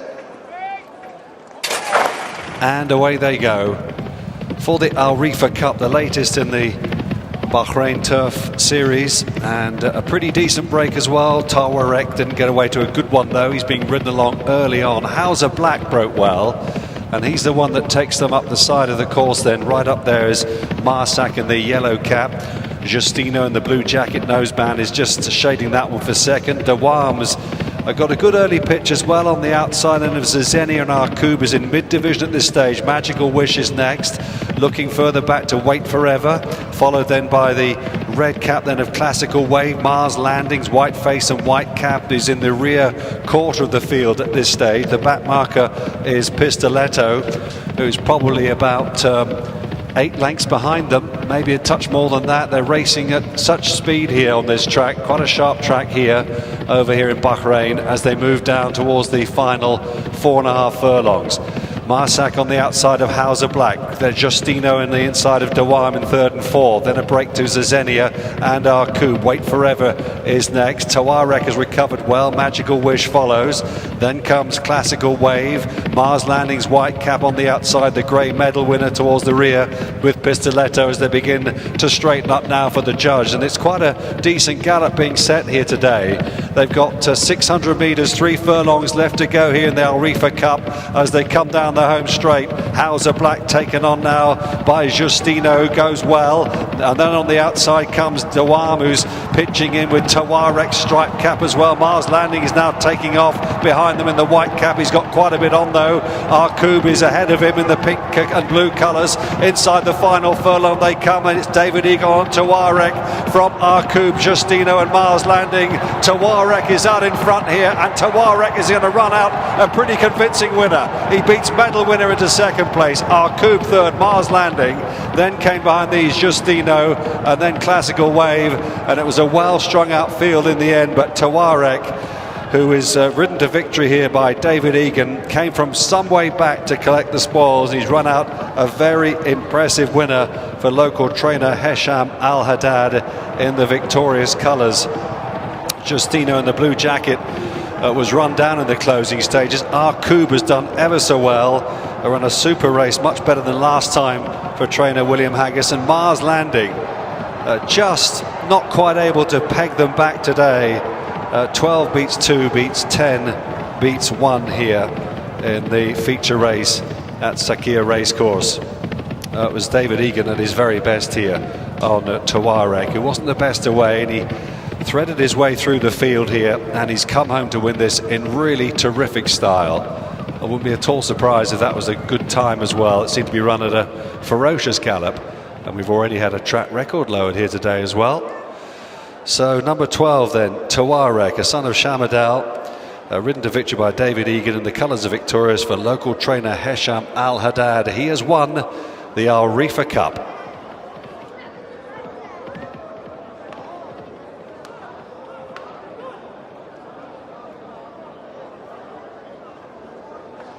Yep, he's coming through now.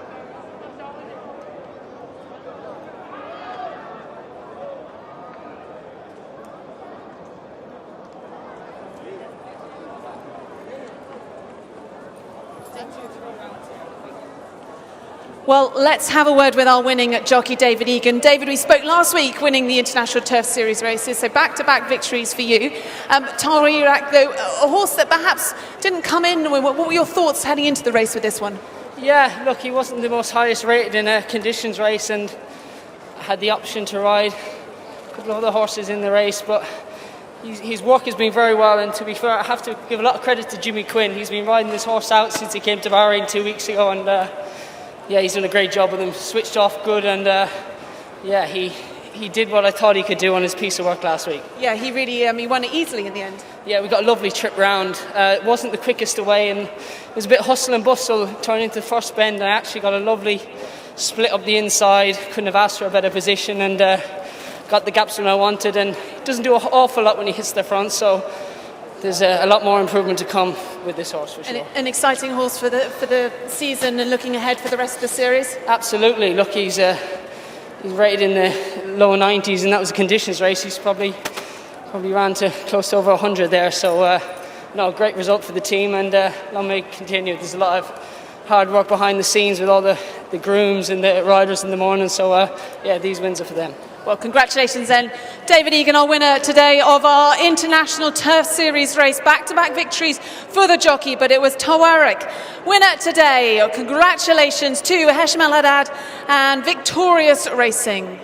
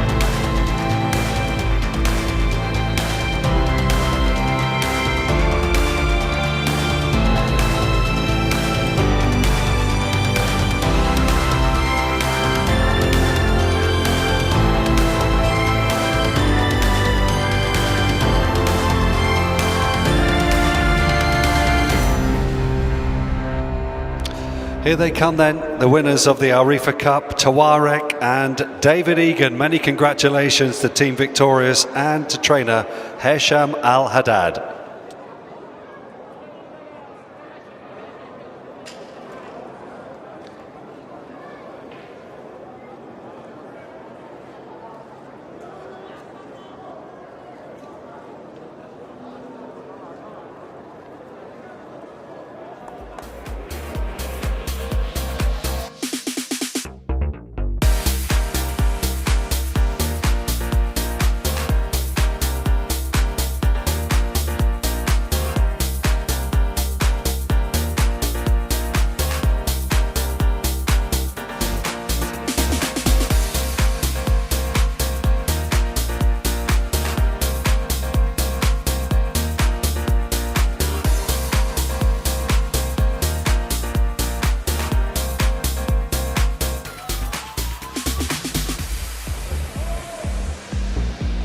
Interesting watching the closing stages there. Medal winner coming through late and fast, but not fast enough to beat Tawarek. This provisional result in the RIFFA Cup.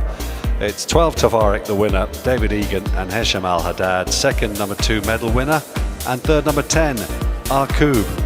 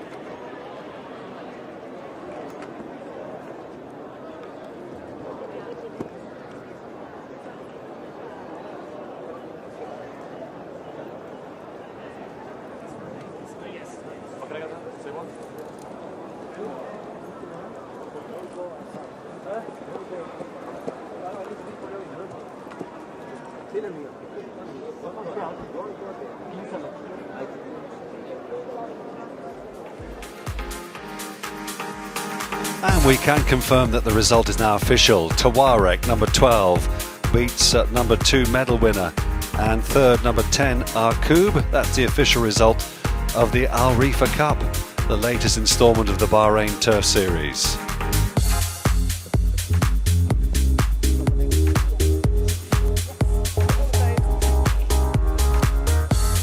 So we come to the trophy presentation of the Al Riffa Cup, and delighted to welcome on Jean-Christophe Durand, the CEO of the National Bank of Bahrain, who is part of the presentation party here for the big race.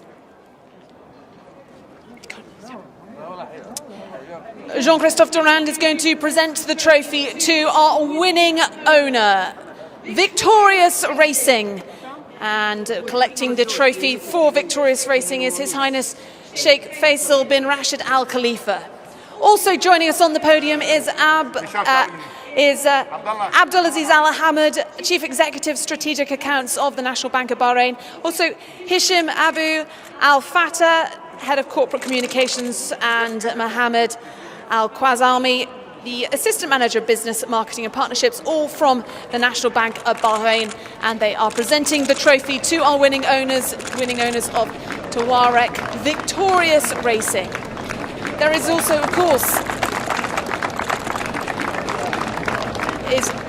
of course, trophies for our winning trainer, and the trainer of Tawarek yet again is Hesham Al Haddad. Abdulaziz Al Ahmed presenting the trophy to our winning trainer. Hesham Al Haddad has such a good record in these international turf series races. Another winner today with Tawarek. And of course our winning jockey, back-to-back victories in the turf series for jockey David Egan, and Hisham Abu Afata presenting the trophy to David Egan. Well done to all winning connections. Well done to Fauzi Nas, also part of the team. Well done to everyone connected with Tawarek, and thank you to the National Bank of Bahrain for their kind sponsorship today.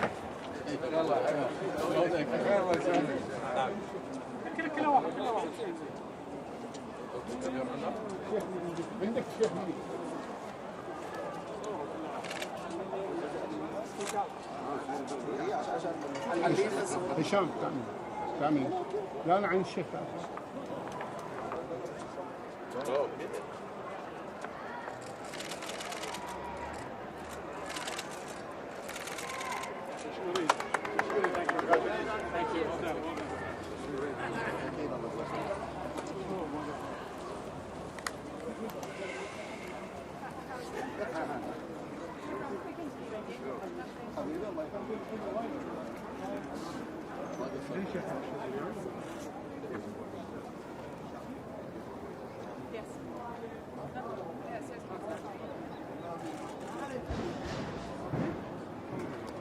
Well, let's have a word with Fawzi Nas then. Another week, another International Turf Series race, Fawzi, and another victory for you.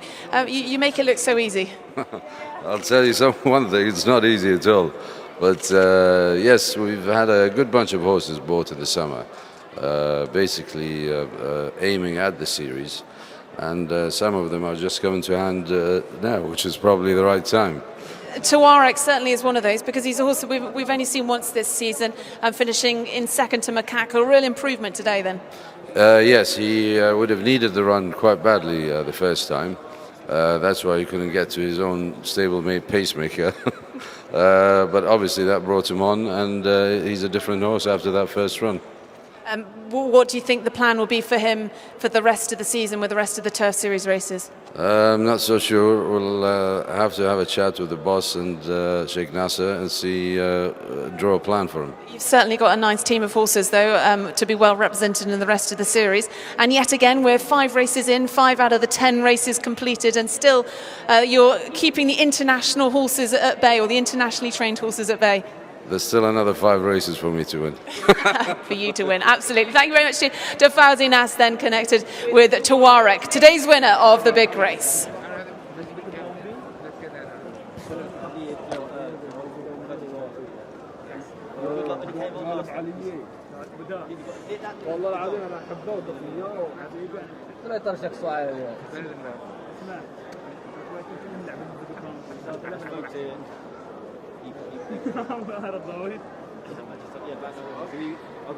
Make sure he came into line.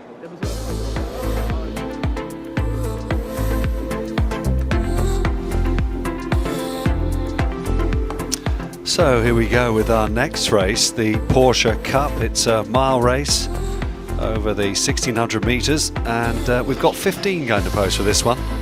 3 non-runners. Number 1 is Baronial Pride, ridden by Marvin Grandin, who's already had a winner today. 2 Gold Spinner, Marco Monteriso. 3 La Machina, Charlie Bishop. 4 is Gateway, Cameron Noble. 5 and 6 Don't Go, Harlick and Illusional were withdrawn. Alamara Talium, Martin Seidel is number 7. Après Dark is number 8, that's Marcelian Colmacage. 9 is Ecosystem, Ibrahim Nader takes off 2 kilograms. 10 is Prince Elzam, Neil Callan. 11 is Jabia, and that's the man of Abdullah Faisal. 12 is Valcartier, and that's David Egan. 13 Le Chiffre and Jimmy Quinn. 14 Jamais Assez, John Egan. 15 San Dimas is out. 16 is Emerald, that's the man of Ahmed Maki, taking off 2 kilograms. 17 is Litigation, in the hands of Hussein Maki. And 18 is West Suffolk, ridden by Owen Walsh.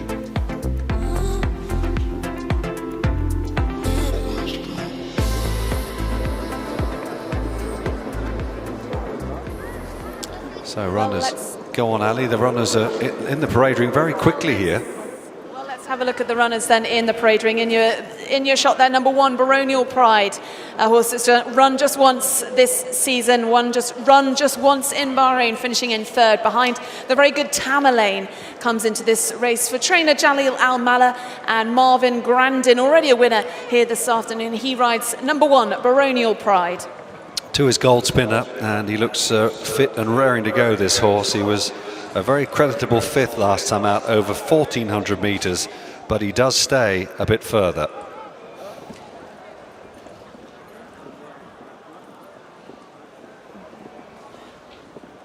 Where's the black cheek pieces as well, Gold Spinner? Not in the paddock. Horse number 4, Gateway, ridden by Cameron Noble and Osama Hashim will be riding this one. Gateway, a 2-time winner in his career, and last seen just on Saturday, so 6 days ago, finishing in 4th behind a dab. So a very quick turnaround for number 4, Gateway. And he's getting quite warm as well under the saddle, Gateway there, wasn't he? There's Alamara Talium. He's a horse that's got plenty of substance about him. He's making his first start in Bahrain today. Martin Seidel takes the mount on this tough campaigner. Horse number 8, Après Dark, is a horse that's only had 1 run here and finished down the field too. A very good Ecosystem back at the beginning of December. Had a bit of a break then, so a 41-day break before today's race. So Harib Al-Malki is the trainer, and number 8 is Après Dark. No, you won't miss number 10, Prince Elzam. At least I hope I won't miss him, Ali. He's got that the red headgear on. And he actually has been a little bit below his best recently. Neil Callan, though, is riding today, which is a bit of a change. Neil actually has ridden him before, but he needs to up his game a bit. Horse number 11, Jabir, a horse that won back at the end of November, been beaten twice since then. A horse trained by Jafar Radi and going to be ridden by Abdullah Faisal today in the MASH Syndicate colours. So horse number 11, Jabir. There's Ecosystem, who's got the red bridle, number 9, Ecosystem, ridden by the very talented Ibrahim Nader, and won here actually 2 starts ago, and then was a reasonable 6 last time out. Decent each-way chance Ecosystem's got.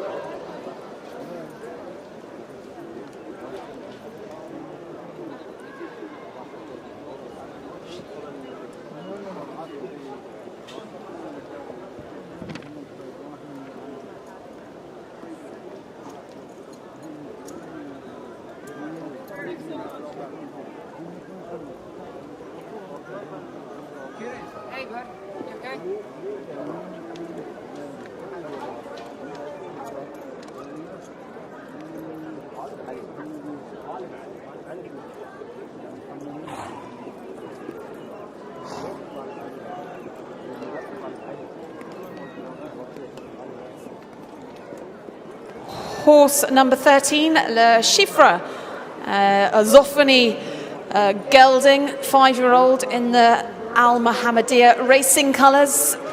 Won twice in his career, and last seen back at the beginning of December, finishing down the field. 2 Ecosystem who's running in this race. Number of horses finished behind Ecosystem. So Le Chiffre is one of those. That is horse number 13, ridden by Jimmy Quinn, trained by Osama Hashim. Getting very sweaty as well, Le Chiffre. And he's, as you said, ridden by Jimmy Quinn. And the horse behind him in the noseband and cheek pieces is Jamais Assez, number 14. Phil Dennis is the rider. And I think he's got a chance, Jamais Assez. He's been running well over 1,400 metres recently. And if he can just stretch out to the mile here, then he will be around, I think, and fighting for some prize money. Jamais Assez. Horse number 16 in the colours of late Al Rusuk and Darwish stable. Emerald is a horse that's having his first run this season. Last run back in February 2021. And horse trained by Abdullah Haji Ahmed Maki takes a handy 2 kilograms off. Horse number 16, Emerald. And 17 is Litigation. And Litigation has been running a bit below his best recently. He was over 1.25 miles last time, 2,000 metres, drops back today to 1,600 metres. One of the outsiders, Litigation.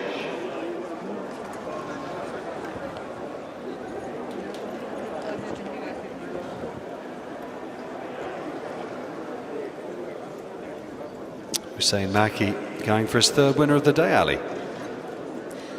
And finally, Owen Walsh about to get the leg up onto horse number 18, West Suffolk, trained by Abdullah Kuwaiti. A horse that we saw just 6 days ago. So a very quick turnaround for this horse. Finished 4th place behind the Habby. But a horse then is number 18, carrying the lightest weight in this race, West Sussex. Owen Walsh riding for Abdullah Kuwaiti.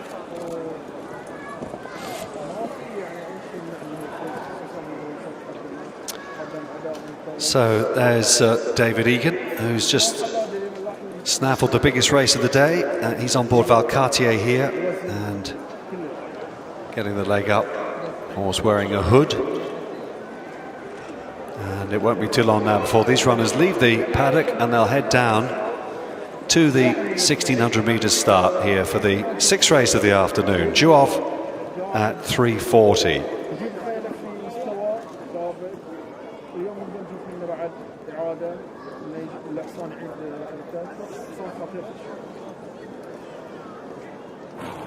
And here is horse number 3, La Machina, trained by George Baker, ridden by Charlie Bishop. This horse has been running in the International Turf Series races, last seen finishing 5 lengths behind Mars Landing back on New Year's Eve. So stepping into the local races today. A horse by Dutch Art, made the trip over, trained in the UK. It's in that red hood. Horse 3, La Machina, for Charlie Bishop and George Baker.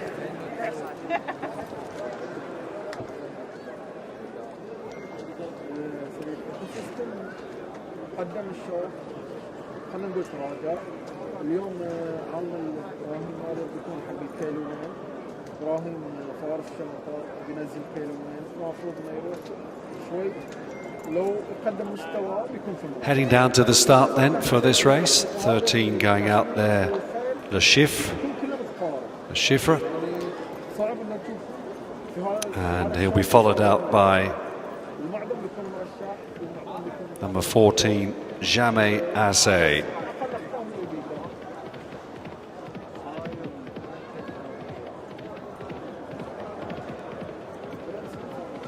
Number 1, Baronial Pride in shot. He's in the yellow jacket and blue colours there, the Sisters Syndicate colours. Marvin Grandin in the saddle.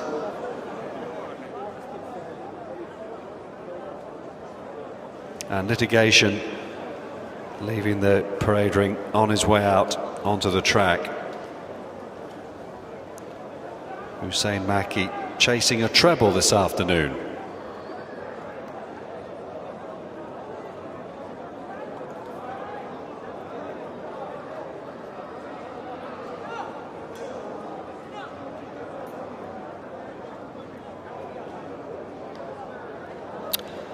Just one more to leave the paddock. That's George Baker's La Machina. Charlie Bishop just being given the leg up there in the colours of the George Baker Racing Bahrain Syndicate. Pink cross belts on the blue jacket, black cap. La Machina.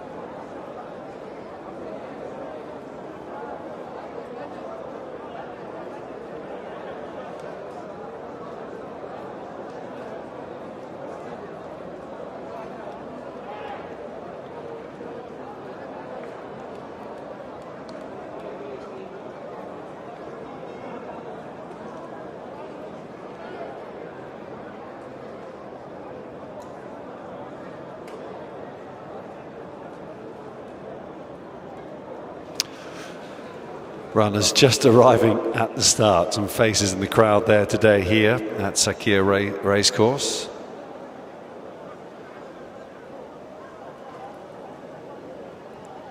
Après Dark in the blue jacket. Just going behind the gates now, one or two of these. Val Cartier. Prince Alzam is behind there for Neil Callan.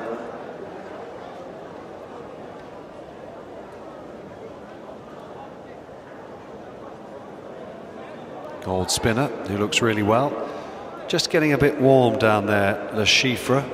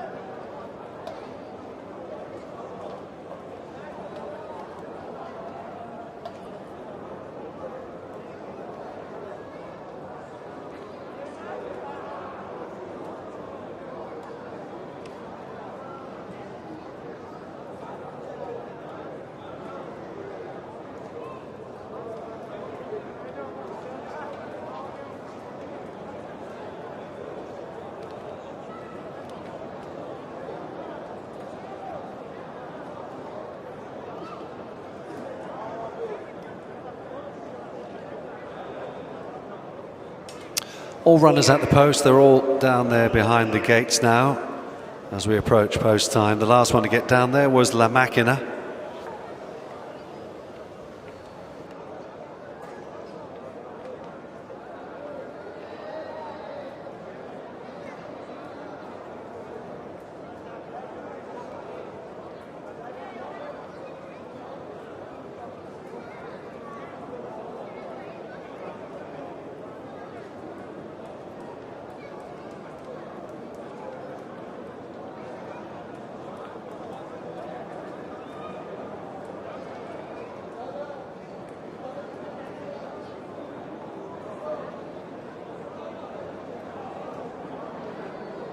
Well, loading is just about to start. They're trying to get Emerald in first.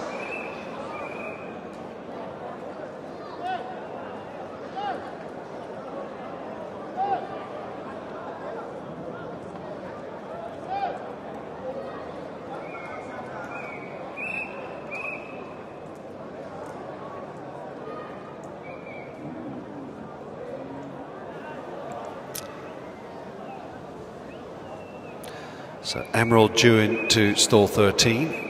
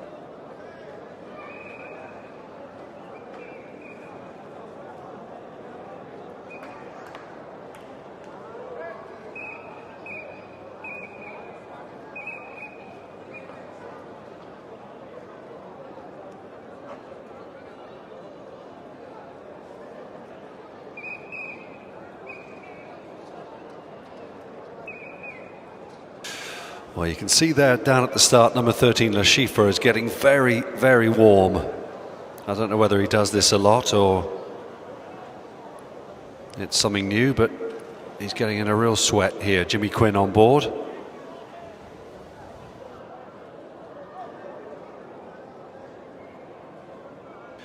Loading's going quite well. How about that for a bit of a sweater? Number 11, Jabir, on his withers and his neck.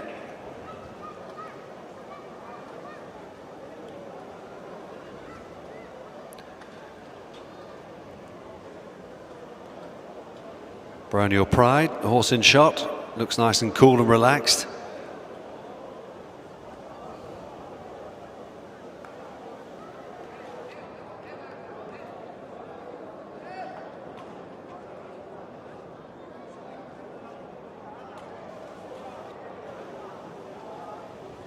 Great to see the boys here today. West Suffolk is going forward now, dark blue jacket and Après Dark in the other blue yellow stars. La Machina, Le Chiffre and Gateway is also not in yet. He's got a blindfold on. We've got about 4 to go here, 4 left.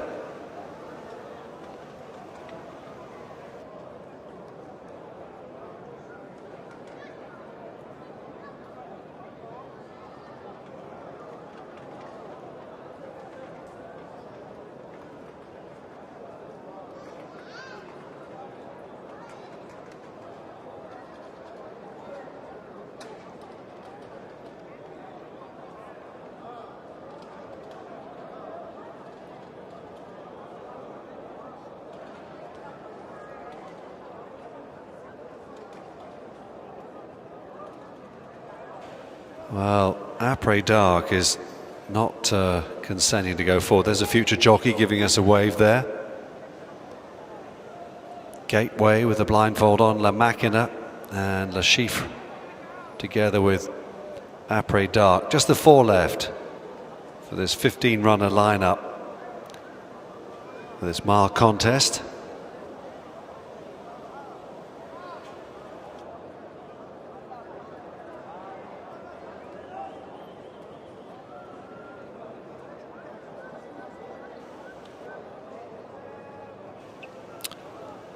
I think La Machina's gone in.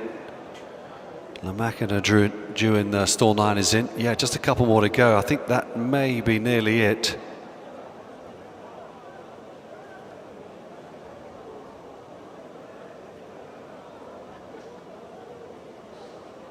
They're off, racing then over the 1600 metres for the Porsche Cup here. It's a keenly contested event, this one.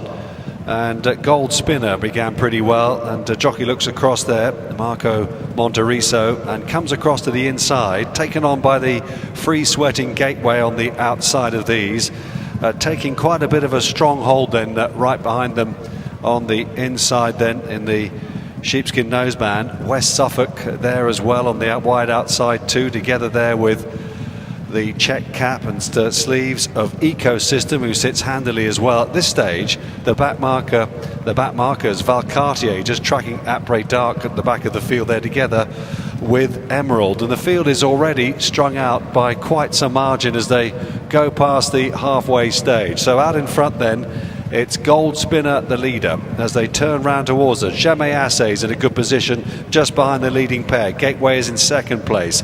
Then Ecosystem. Pushed along then is Prince Elzam in the white cap. Alamara Talium is next, followed then by the red cap of Le Chiffre. Quite a bit of work on the outside. La Machina, who's trying hard to pick them up. Also Jabir with quite a lot on as well. Valcartier surely can't win from there. They're down now towards the final furlong here, and it's Gateway who sweated up profusely beforehand, but he's in the mood here. Gateway is drawing clear. Running on for second place here is Prince Elzam on the outside, but this goes to Gateway pretty emphatically. Prince Elzam was second. Ecosystem and on the outside running on really nicely. La Machina to press for third place. That goes to the judge, that one, but there's no doubt about the winner. Gateway has won it. Cameron Noble, and he's won it in some style as well. We'll pick up the placed horses in a moment or two. Well, he may not have looked too impressive in appearance because he really did get quite a sweat up here, did Gateway. But he took over from the front-running Gold Spinner on the inside there.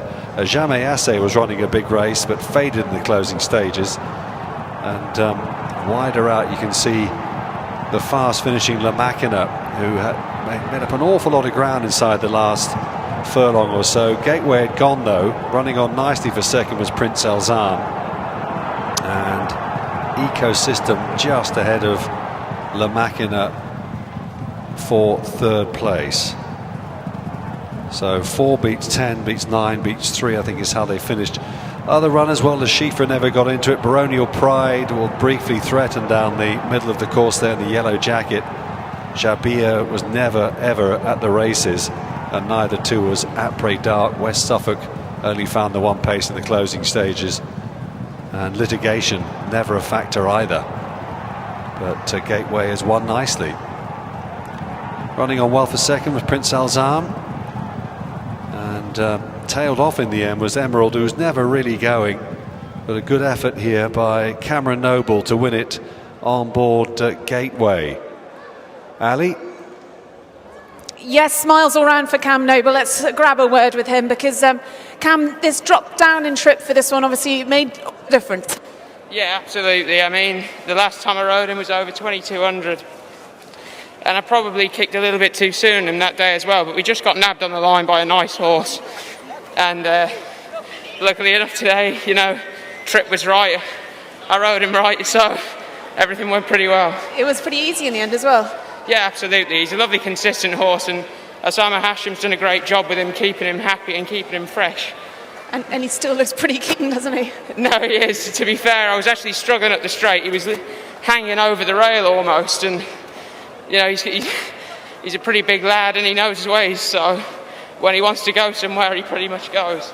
And nice for you to have a victory on these big days? No, absolutely, 100%. You know, it's my first winner out here, and it was a long wait because I've had a few close calls, but luckily I got the job done. Yeah, absolutely. It seems surprising that it is your first winner because I feel like you've been definitely knocking on the door. But well done to Cam Noble, then his first winner here in Bahrain, and a really good victory then for Gateway in our 6th race.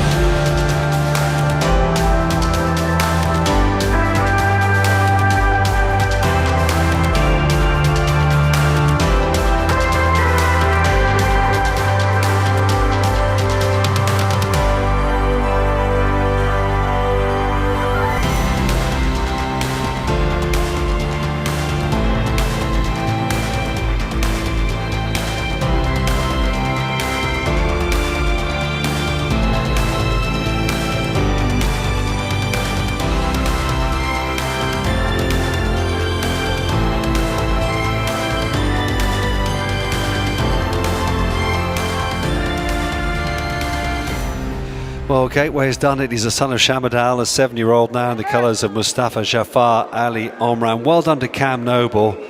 Osama Hashim, the winning trainer. Dropping him back in trip today has proved to be a master stroke. Gateway, way too good. Congratulations. Winning our 6th race.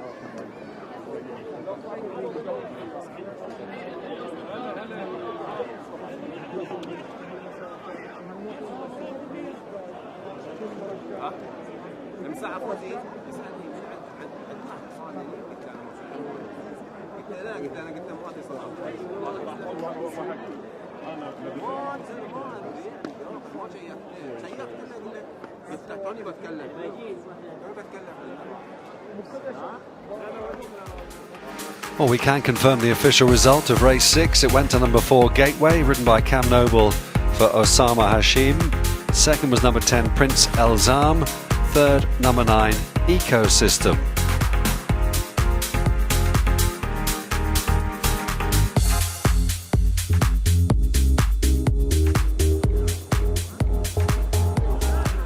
So we come to the trophy presentation for our 6th race, the Porsche Cup, and we welcome onto the stage to present this cup the Managing Director of Bebahani Porsche Bahrain, Hussein Shazari.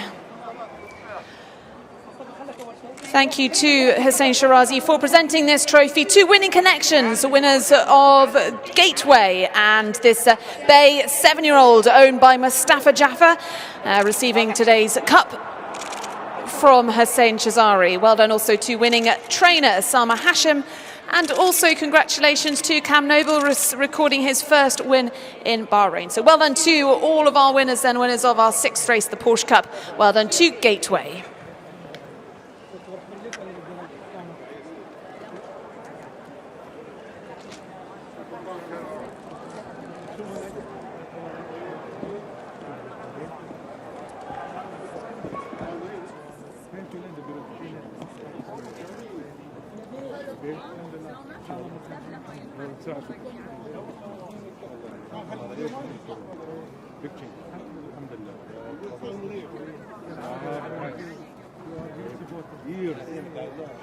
So we move on swiftly to our 7th race. This race due off at 4:05, but as you can see, horse 13 already coming out onto the track as we await for the other ones to arrive into the parade ring.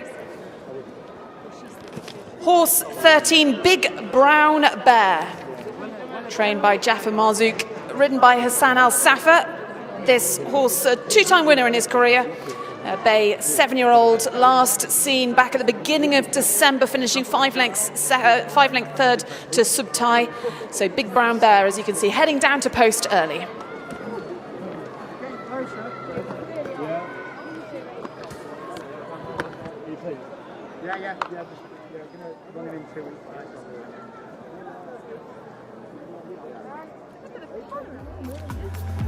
Yeah, he's going down early, and 16 runners here for this one. Asel, number 1, Cam Noble for trainer Mohammed Saeed. 2 is What a Business, Abdullah Faisal for Jafar Radi. 3 is Mosib Marcialis Jarez for Basim Mahdi. 4 is Solar Flare and Marco Monteriso for Mahmoud Jawad. 5 is Hamish Macbeth. Ibrahim Nader takes 2 kilograms off for trainer Yusuf Taher. 6 is Burj Hussein Maki for Yusuf Albo Ainen.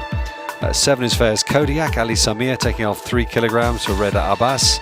8 is Bright Armour, Neil Callan in the saddle for Hussein Aidalami. Cody Time is number 9, Ahmed Maki for Abdullah Haji, and 10 Roosevelt's Grit, Marvan Grandon for Jalil Al-Mala. Toulouse-Le Plot, number 11, Edison Rodriguez for Alan Smith. 12 is Aman, Adnan Jafar for Talal Al-Alawi. 13 Big Brown Bear, who went down early, Hassan Al-Safar for Jafar Marzouk. 14 is Radio Caroline, Paddy Mathers for Osama Hashim. And 15 is Sahara Spear, Martin Seidel for trainer A. Kuwaiti. Turner, David Egan in the saddle for Hesham Al-Haddad is the last on the list, and will be one of the first probably out of the gates because she's very quick. Yellow and black stripes, that one. The runner's just about to come into the parade ring.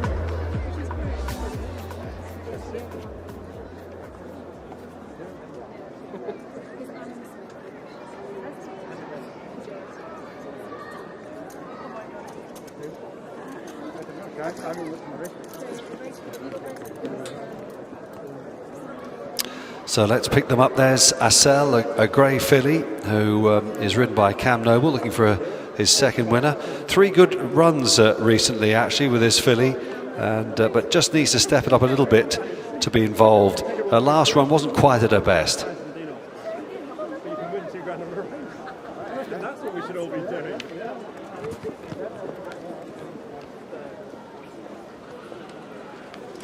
Horse number 3, Masib, is going to be ridden by Marcalis Jures, trained by Basim Mahadi, and a horse with 3 wins to his career. Last seen finishing well behind the very talented Tamerlane just a week ago. Before that, he hasn't been seen since October. So a horse having a very quick turnaround for number 3, Masib.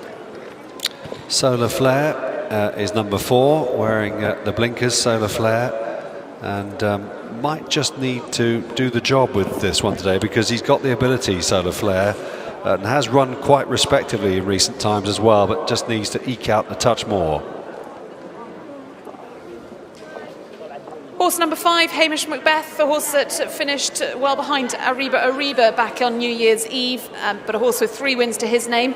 Trained by Yusuf Taha, ridden today by Ibrahim Nada, who takes off a handy 2 kilograms. So Hamish Macbeth, number 5.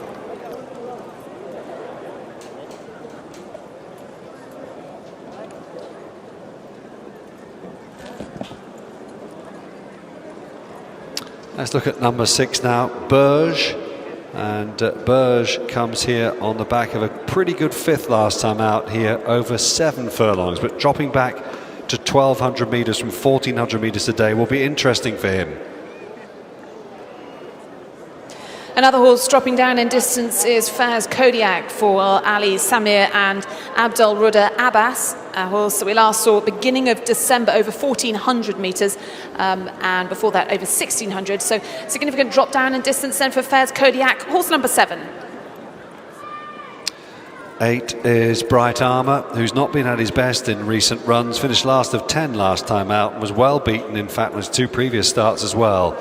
So Neil Callum will have his work cut out here on Bright Armour. Horse number 9 is Cody Time for Abdullah Haji trainer, and Ahmed Maki takes off a handy 2 kilograms off number 9 Cody Time, last seen the beginning, or just 6 days ago, here over the 1,000 metres. So up in distance for this one. So this one's a speedy one, Cody Time, number 9. 10 is Roosevelt's Grit, who wears blinkers, as you can see, and he's in the colours of the Al Mala Syndicate, and needs really to produce a career best to get involved here, I think. Number 11, Toulouse-Le-Plot, is going to be ridden by Uruguayan jockey Edison Rodriguez for Alan Smith, a horse with 4 wins to his name. 1 last time out over this distance, the 1,200 metres, and a 9.5 length winner last time. So certainly the one to beat, Toulouse-Le-Plot, horse number 11. Great name, that one. Aman is number 12. Now, he looks really well, Aman. But didn't run quite so well, at least on his last 2 or 3 starts. He hasn't run as well as he might have done. So I'm going to be looking elsewhere for the winner of this one, Ali.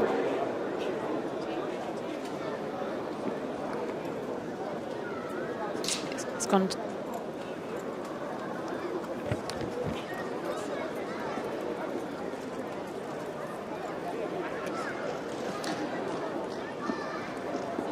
Horse number 14, Radio Caroline for Osama Hashim and Paddy Mathers, having just a 2nd ever start in Bahrain, finished down the field when last seen just 6 days ago, so looking to bounce back from that. Horse number 14, Radio Caroline. And 15 is Sahara Spear, who used to be trained in the UK by Richard Fahy. Just the 1 start so far here in Bahrain, and finished 3rd of 5, well beaten last time on Christmas Eve. And finally, horse number 16, Turner for David Egan and Hesham Al Haddad, having his first run in Bahrain in the colours of KHK Racing. So horse number 16, Turner. Yeah, she's very fast, Turner, as well, Ali. What a Business is the horse we haven't seen yet, and was 2nd here on December 24th, Christmas Eve, but didn't reproduce that run here last week. Well, really disappointing run for What a Business, but that was 1,400 metres, and maybe returning to 1,200 might just help him.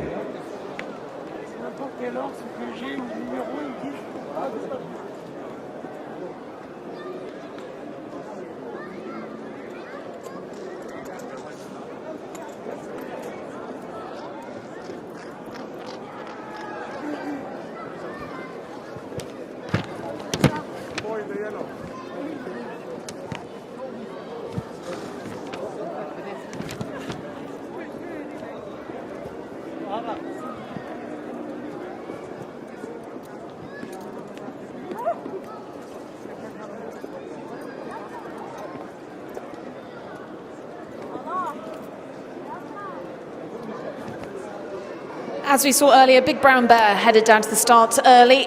This one for Jaffa Marzouk, ridden by Hassan Al Safa, in the colours of the Al Salam Syndicate. A 2-time winner in his career, bred in the United States by Tisnow. Last seen at the beginning of December, finishing 5 lengths third to Subtai. So horse number 13 then, Big Brown Bear.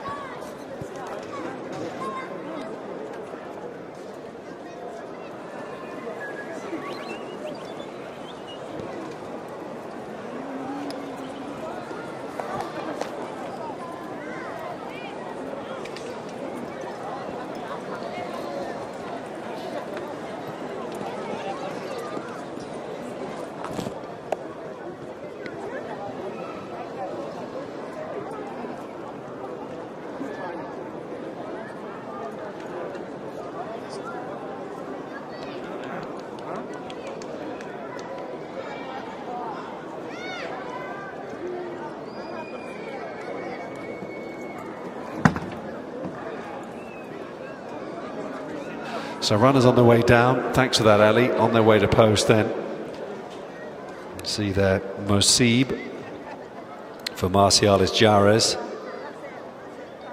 All going down very steadily, like coiled springs, these sprinters. There's Kodiak, one of the last to come out, and in fact the last one will be Bright Armour and Neil Callan on their way down for race 7.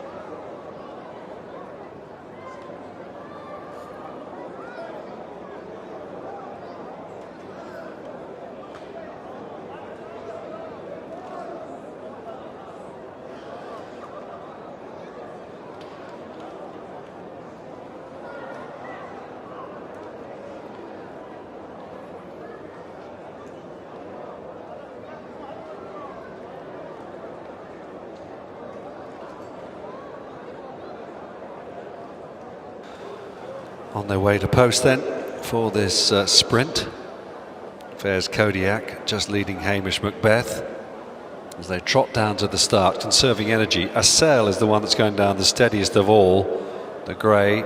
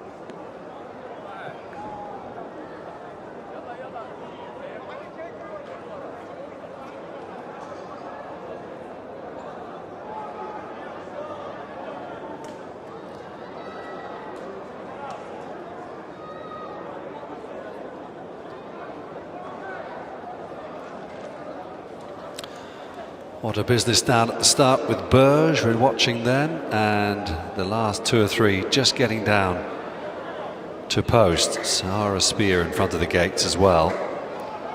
And they're going behind the stalls now.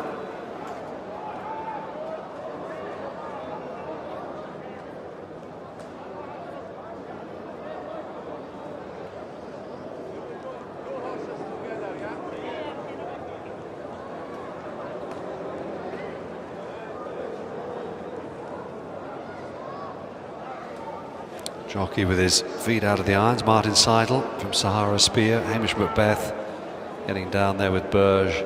There's What a Business, Abdullah Faisal.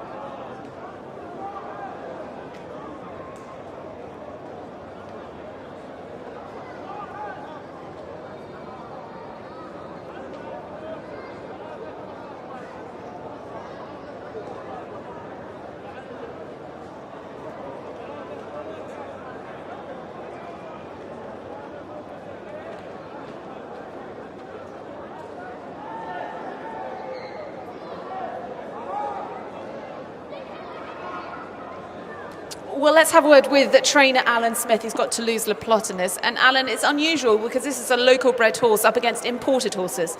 Yes, we do it from time to time when we get one that falls into the handicap, and it's unfortunate for him. It's got a limited number of races he can run in on the local bred card. But he's obviously good enough to come up against these ones. He ran in an import handicap a couple of races ago, and he finished a close-up 5th. So we're going to see if he can do a little bit better this time. Winner last time out, though. Hopeful for today? Yes. Yeah, well, you know, he's in good form, and it's really up to him. He's a bit of a wild boy, so Eddie just hangs on. Well, we will see what happens. Good luck then to Alan Smith and Toulouse Le Pot, ridden by Edison Rodriguez. My skirt suddenly blowing up.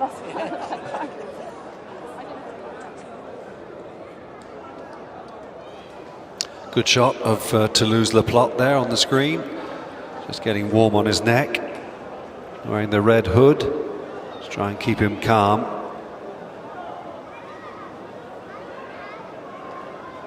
Bright armour in the background. Oh, there's one here being led down. Acel is not at the start yet. You can just see in the foreground Cameron Noble has hopped off the grey filly. Acel.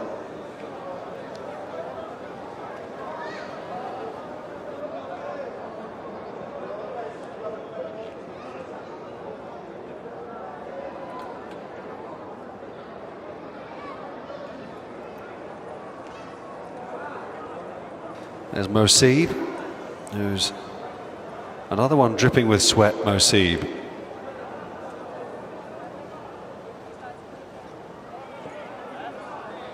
Also in the foreground there is Radio Caroline, Paddy Mathers on board that one.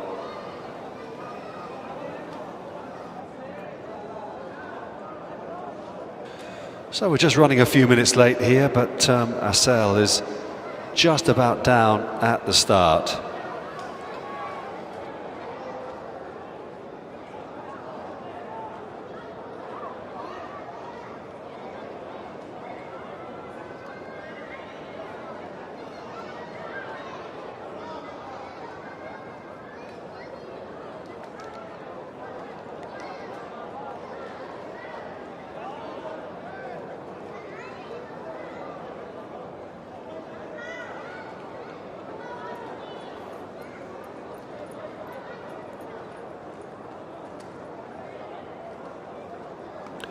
There's a horse who's nice and cool down there, Aman. Adnan Jafar on board.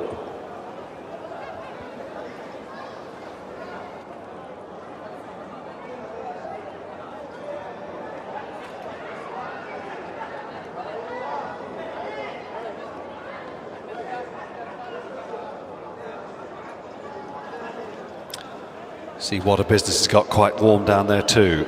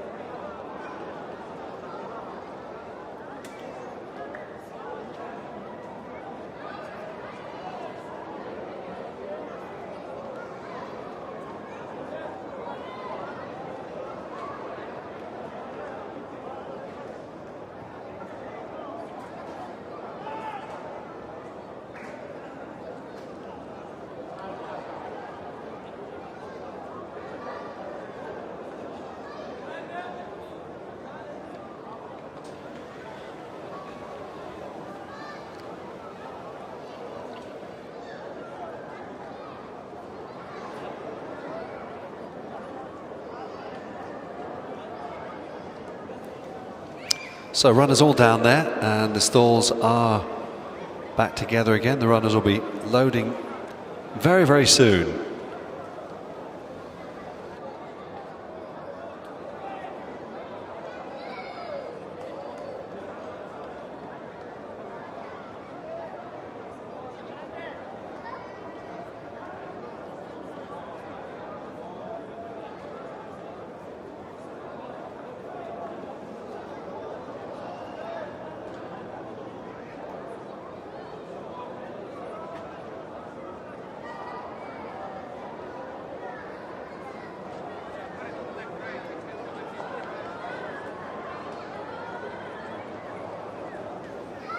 Looking at Cody time, number 9.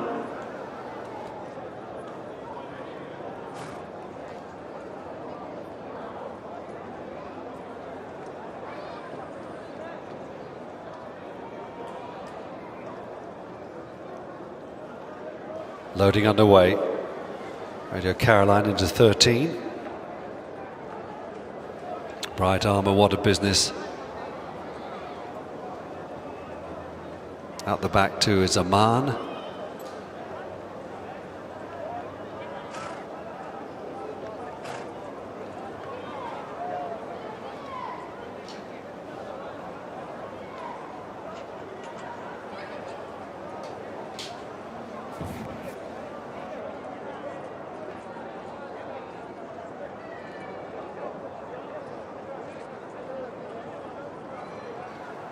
What a business is drawn on the rank outside, on the extreme right. Going in quickly, just 2 or 3 more to go, I think now. What a business is definitely one of them. Bright Armour, Neil Callan is not in yet either. And we're missing Toulouse Le Plot as well, who's into stall 3. Bright Armour and Toulouse Le Plot will be the last in, I think, now.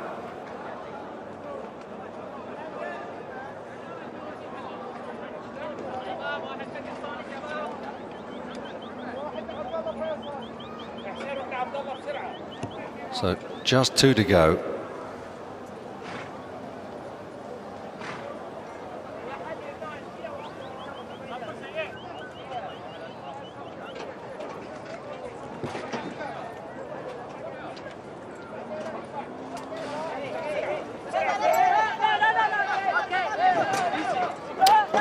Oh, Bright Armour just getting a touch upset, so too is Solar Flare. They're racing here, the straight 6 furlongs, 1,200 metres. Toulouse Le Plot got away to an absolute flyer, so too did Solar Flare. Just tracking them behind there is Musib in the blue jacket, the grey colours of Hamish Macbeth right up there as well, so too is in the grey there, running quite strongly.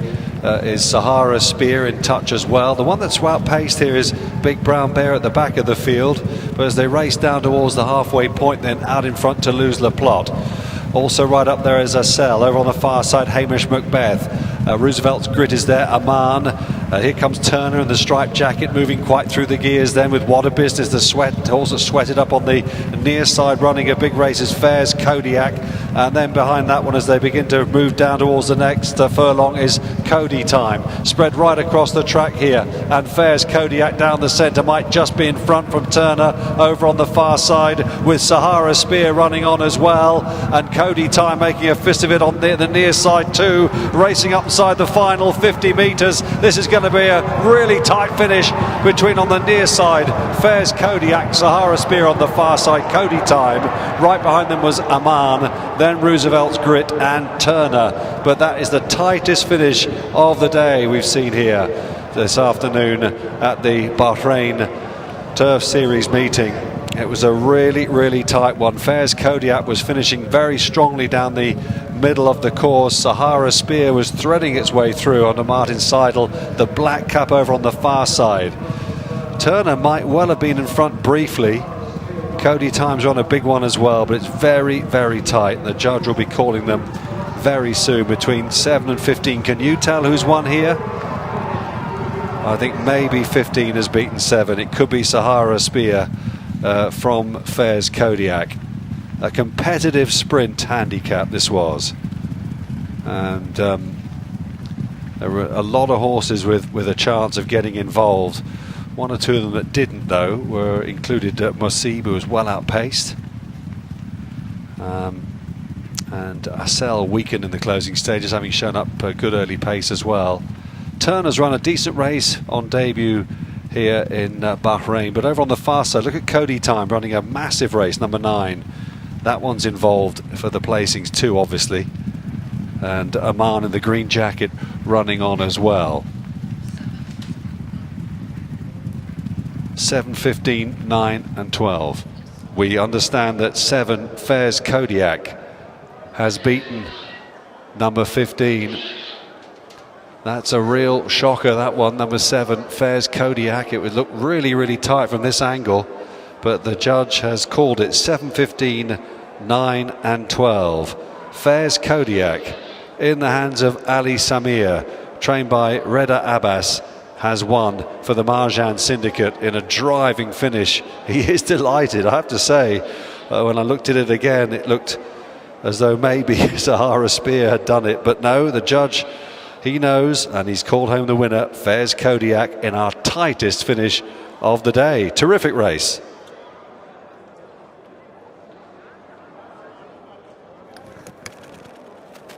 And enjoying his first win this season, Ali Samir. Let's have a word then with our winning jockey, Ali. Well, they don't come much tighter than that. You think you won it?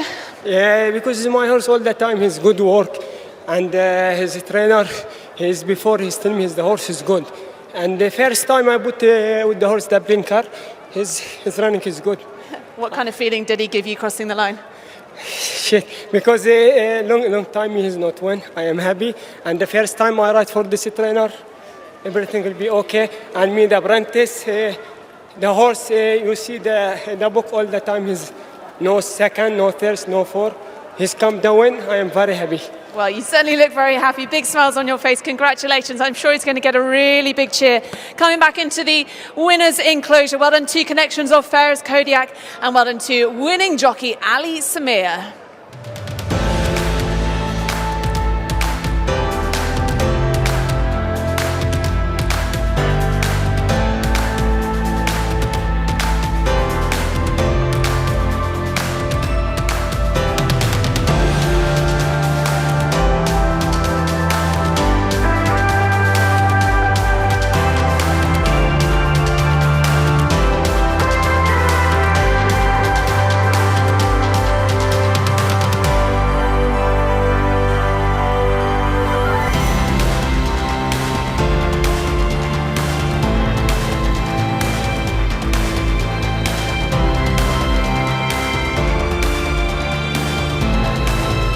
Very well done to Ali Samir, promising young rider. He's absolutely made up with the performance there of Fairs Kodiak.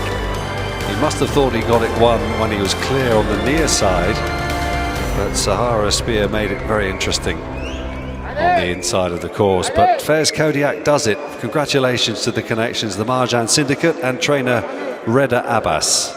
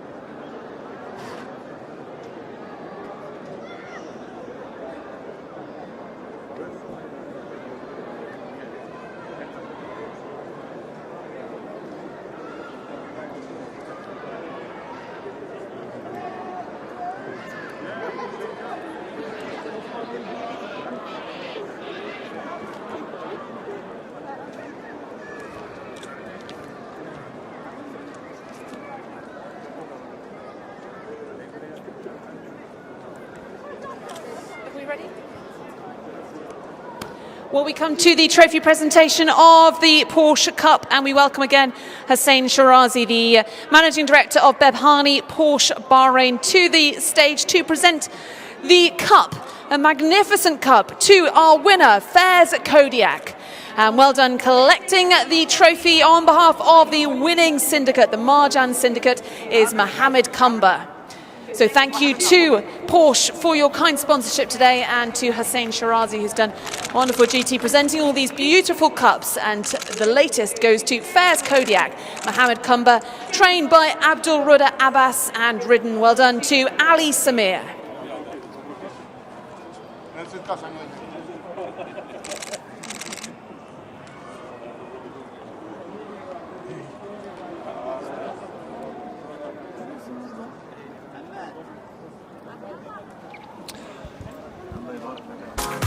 So the official result of the tightest finish of the day, that was the 1200 metres Porsche Cup. Number 7, Fairs Kodiak, the winner, ridden by Ali Samir, trained by Reda Abbas. Second was number 15, Sahara Spear, and third was number 9, Cody Time.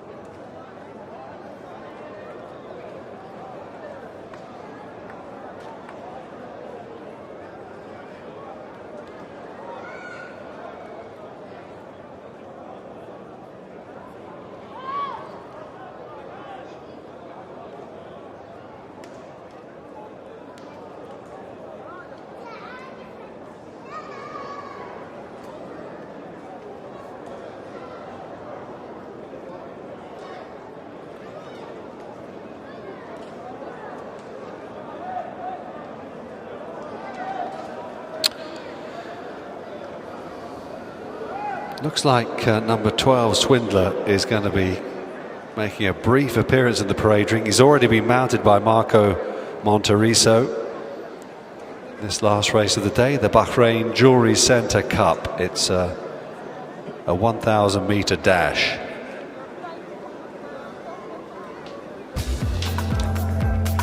We can run through the runners and riders for you.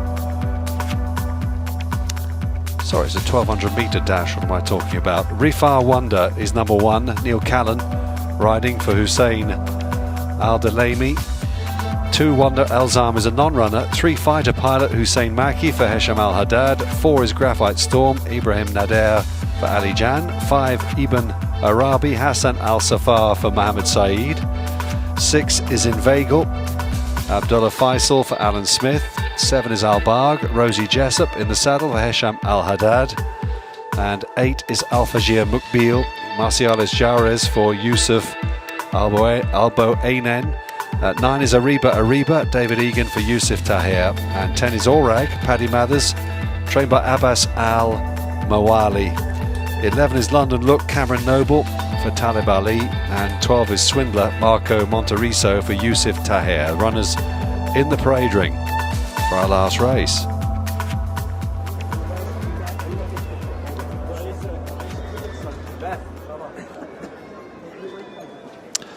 So here's horse number 1. He's looking a picture, RIFFA Wonder, and I reckon Neil Callan's on to a good chance here because he's been running well, RIFFA Wonder. Although it was no match for first edition last time out, it was a good effort. He won here back in December. Horse 3, Fighter Pilot for Hussein Maki, looking for his 3rd win of the day. And Hesham Al-Haddad trains this one, Bay, 4-year-old, in the colours of Esnad Racing. Last seen back at the beginning of December, well beaten by Ecosystem that day. Horse number 3, Fighter Pilot.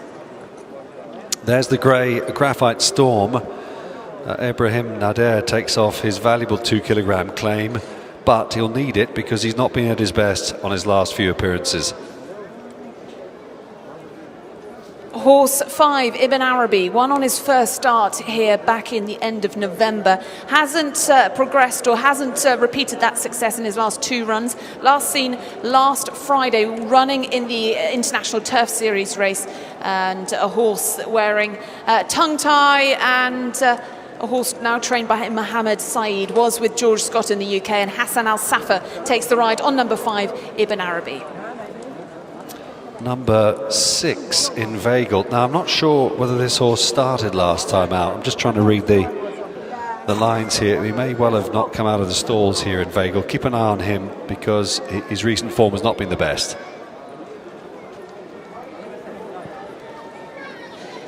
Inveigle, a reserve last week in that International Turf Series race. Didn't get in, but is selling in today. This is horse number 7, Al-Barg, going to be ridden by Rosie Jessup for Hesham Al-Haddad. A horse winner last time out, won by just a neck, beating Summer Blossom. That, though, was back in March 2020, so this horse been off the track for a very long time, 665 days. Al-Barg, number 7. Yeah, good luck to him. Al-Fajir Mukbil has been running well, and I just feel as though dropping him back to 1,200 metres from 1,400 metres could be very interesting. He's been in good form, this horse, not without a chance. Looks really well.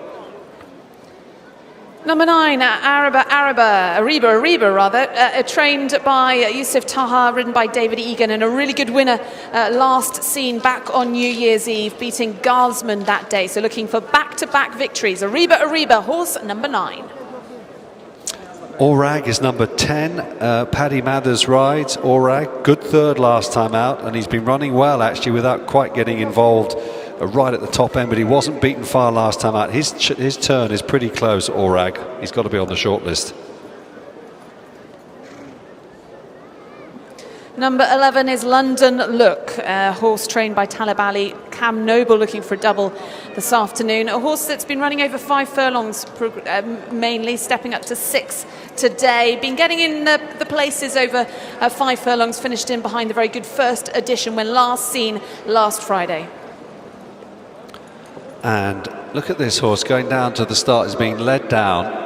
Number 12, Swindler. Now, I don't know whether Marco Monteriso was unseated. Marco's walking down. In fact, he's now jogging down. The horse is being led down. Anyway, Swindler, son of Invincible Spirit, one of the top stallions around, but he was well held on his last 2 starts here, and improvement is necessary for him.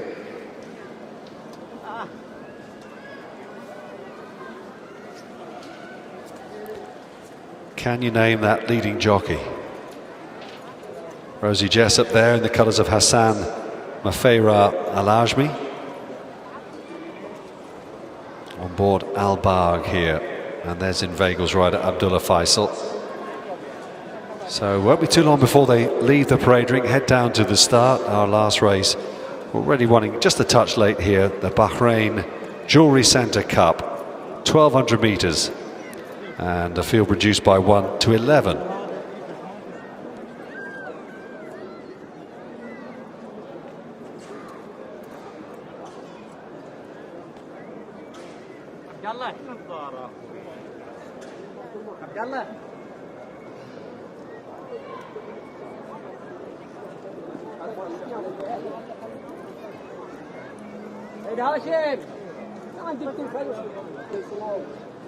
Okay. تعليمات الحوضة.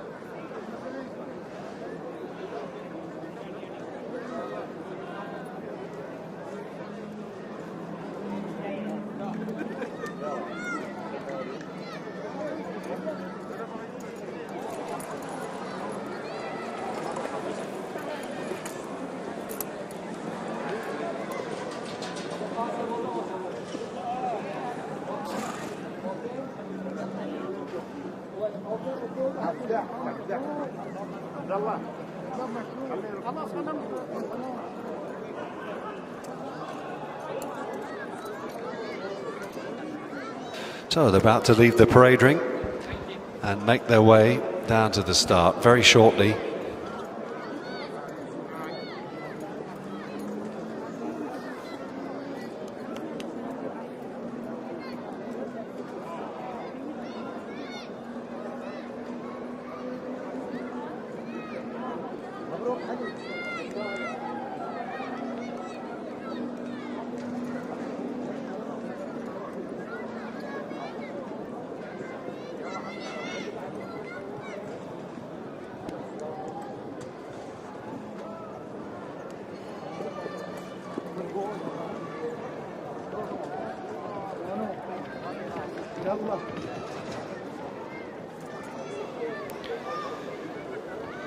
Ibn Arabi going down in the red and black colours, followed there by Al-Fajir Mukbil and 7 Al-Bagh and Rosie Jessup.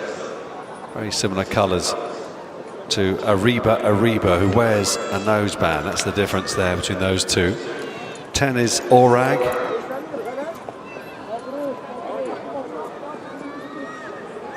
London look in the yellow and green colours. Fighter Pilot, green and red, and then Graphite Storm, the grey, will be one of the last. The last one to leave will be Inveigel.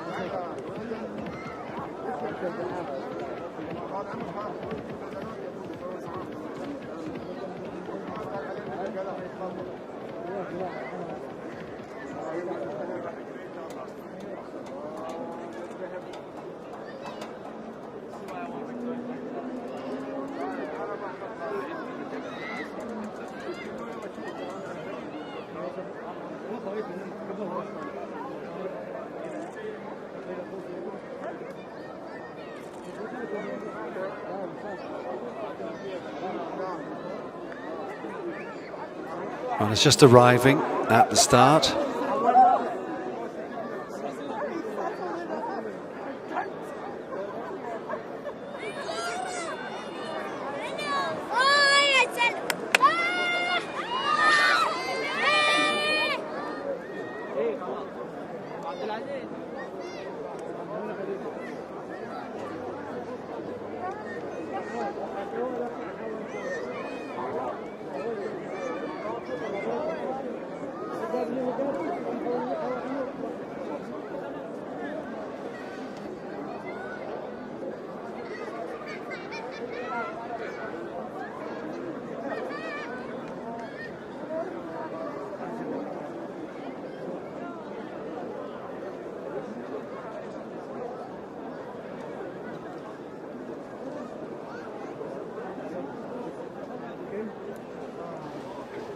Just going behind the gates, Ibn Arabi.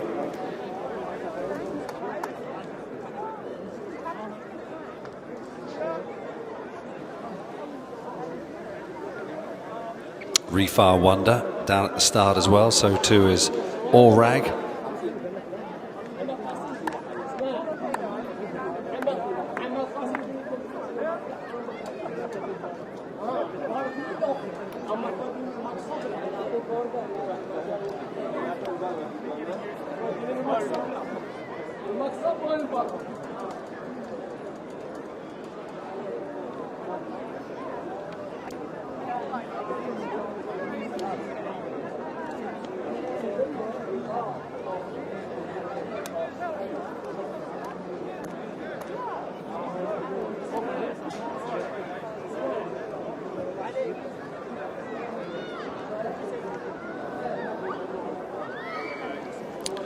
Al-Fajir Mukbil, one of the last ones to go back behind the gates. The other one there is Graphite Storm, the only grey in the race.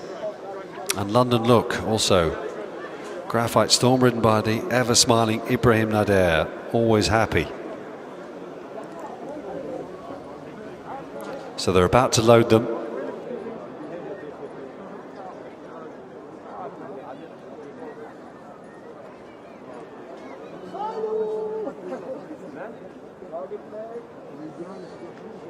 Inveigle has only just got down to the start. My apologies, he's just arrived down there.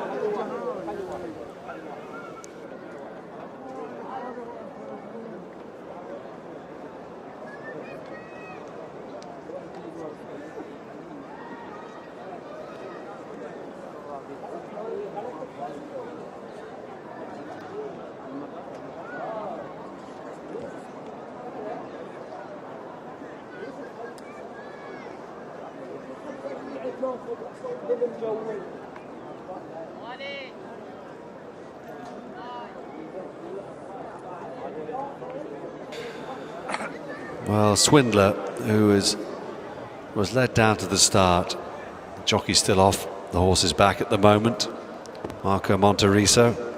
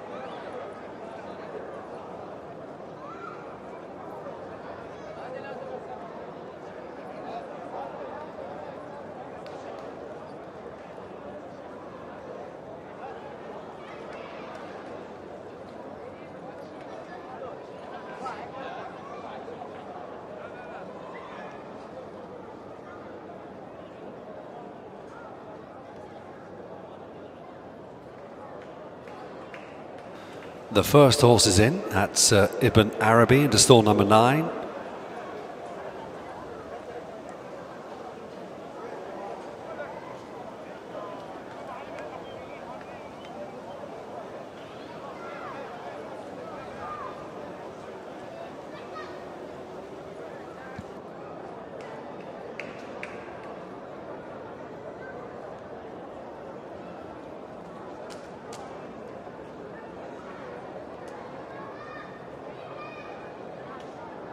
Fighter Pilot slots in. Ariba not far behind.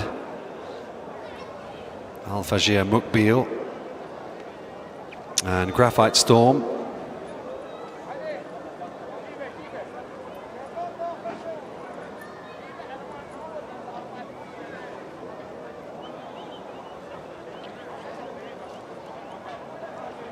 Riffa Wonder.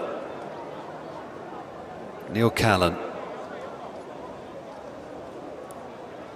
About 5 more to go. London Look is due into stall 6. Swindler, this jockey's not even got on yet. Proving a real handful down there. Orag is being led up. London Look, another one. Ariba is in, right next to Al Barg. Similar colours in Vagel, about to go in. And Vagel's due into number 4.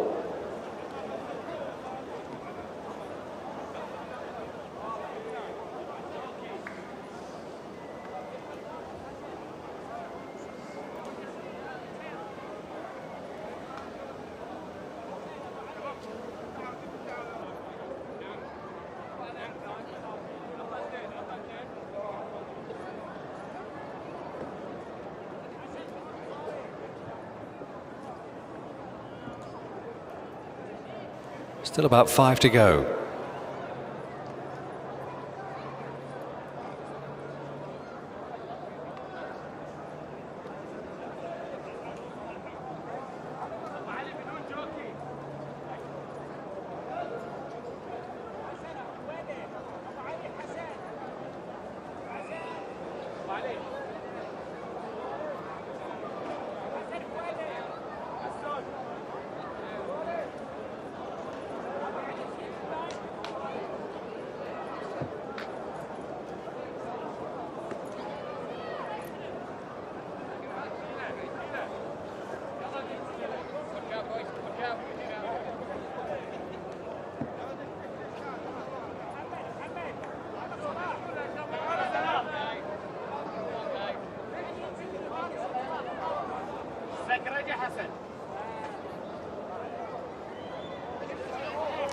Well, in Vagel in the stall number 4, hopefully. London Look, please go in, London Look. He's been messing about and he's in now. In Vagel out next. Orag. I can't see Swindler with the field though. Don't think he's going to take part. And away they go. And they've gone without Swindler here for this Bahrain Jewellery Centre Cup. Over 1,200 metres, London Look broke pretty well. So too did in the black and red Ibn Arabi, and right there as well Riffa Wonder. Riffa Wonder on the near side, showing really good pace early on. Together there with Ibn Arabi, and right with them as well is Al-Fajir Mukbil. Wider out London Look, even wider on the scene there is in Vagel. With them as well is Ariba, Fighter Pilot there in that little cluster behind them with Orag. Slightly outpaced is Albarg, and well outpaced is Graphite Storm. Can he get back at them? They've gone quite fast up front here. They've got just over a furlong and a half left to run, up to the 400 metre now. 2 furlongs left to go rather. Down the centre, London Look just in front now, but there's a lot of chances. Here comes Orag in the white cap down the centre of the course together with Inveigle. Over on the far side, Graphite Storm is running on, you know. On the near side, Fighter Pilot is bursting through together with Albarg next to the rail. Fighter Pilot in front here as they race up towards the line, and this goes to Fighter Pilot, who came through to win well. Albarg in second, Ariba in third, and over on the far side, from last to fourth, was Graphite Storm. So Fighter Pilot has done it. in a wide open heat. Jockey's absolutely delighted, Hussein Maki, because he's ridden a treble on the day, which is some achievement. They went a very, very good pace here, and you just felt as though horses that were off the pace, the ones that were outpaced early on, were the ones to concentrate on, and indeed they're the ones that dominated the finish. Fighter Pilot, Albarg, Ariba, and the well outpaced Graphite Storm on the far side. He managed to get 4th place prize money, would you believe it? So Fighter Pilot wins. What a day for Hussein Maki. Hasham Al-Haddad, the winning trainer for Esnard Racing. He has done it, and he's done it in some style. Albarg has run a super race. So too has Ariba, and credit to the other one on the far side, Graphite Storm, who was first home on the far side, spread across the track. Fighter Pilot, though, is the one that shoots them all down here and wins pretty readily in the end. Just get this confirmed from our judge. 3795. Thank you very much. 3795. So in fact it was Ibn Arabi who got 4th, not Graphite Storm as I predicted. But they were quite tight on the far side, those two, weren't they? It was a super race, and Fighter Pilot came through to win well. It was his 3rd win here in Bahrain, and what a day for Hussein Maki, a day he won't forget in a hurry. Brilliant.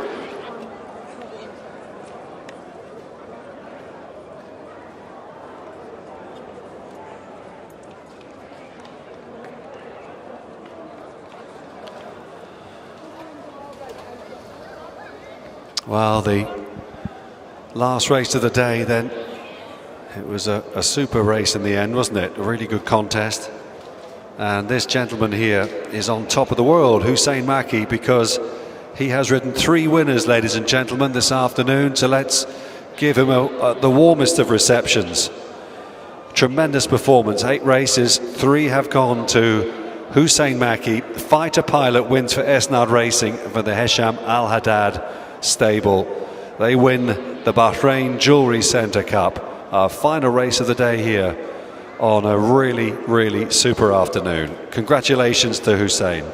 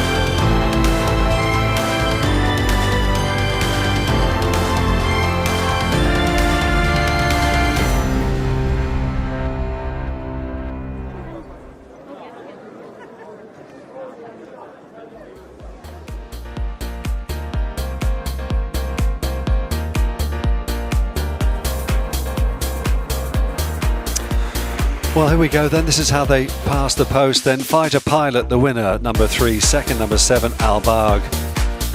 And third was number 8, which was... that was number 9, rather. Ariba. Beg your pardon. Fighter Pilot, the winner. It'll hopefully be official very, very soon.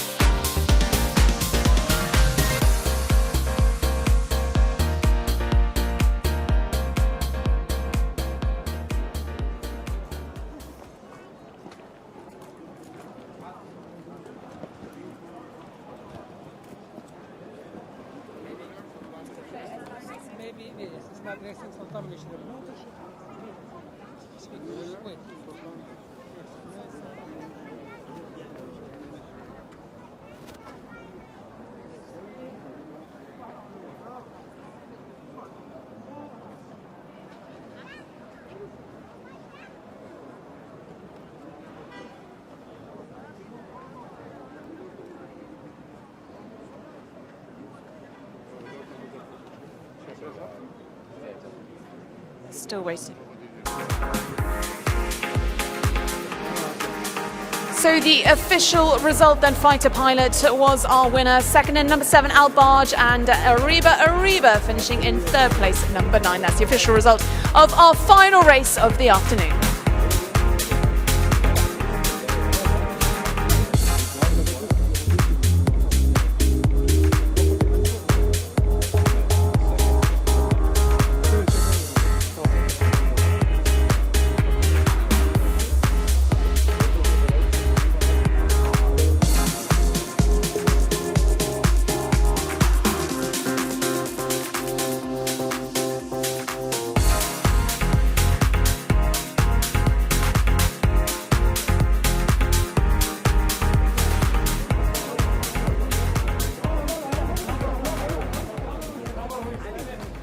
So we come to the trophy presentation for our final race, and we welcome onto the stage Mr. Ahmed Shirazi, the Managing Director of Bahrain Jewellery Centre, to present the trophy. Well done to winning connections of Fighter Pilots and our winning owner Esnad Racing. And receiving the trophy is His Highness Sheikh Faisal bin Rashid Al Khalifa. So well done to all of those connections. Also receiving the trophy then is Hesham Al Haddad, winning trainer, and Hussein Maki, well done, winning jockey. And congratulations to Hussein for his treble this afternoon. A wonderful afternoon for Hussein Maki, and finishing it off with Fighter Pilot here in our final race.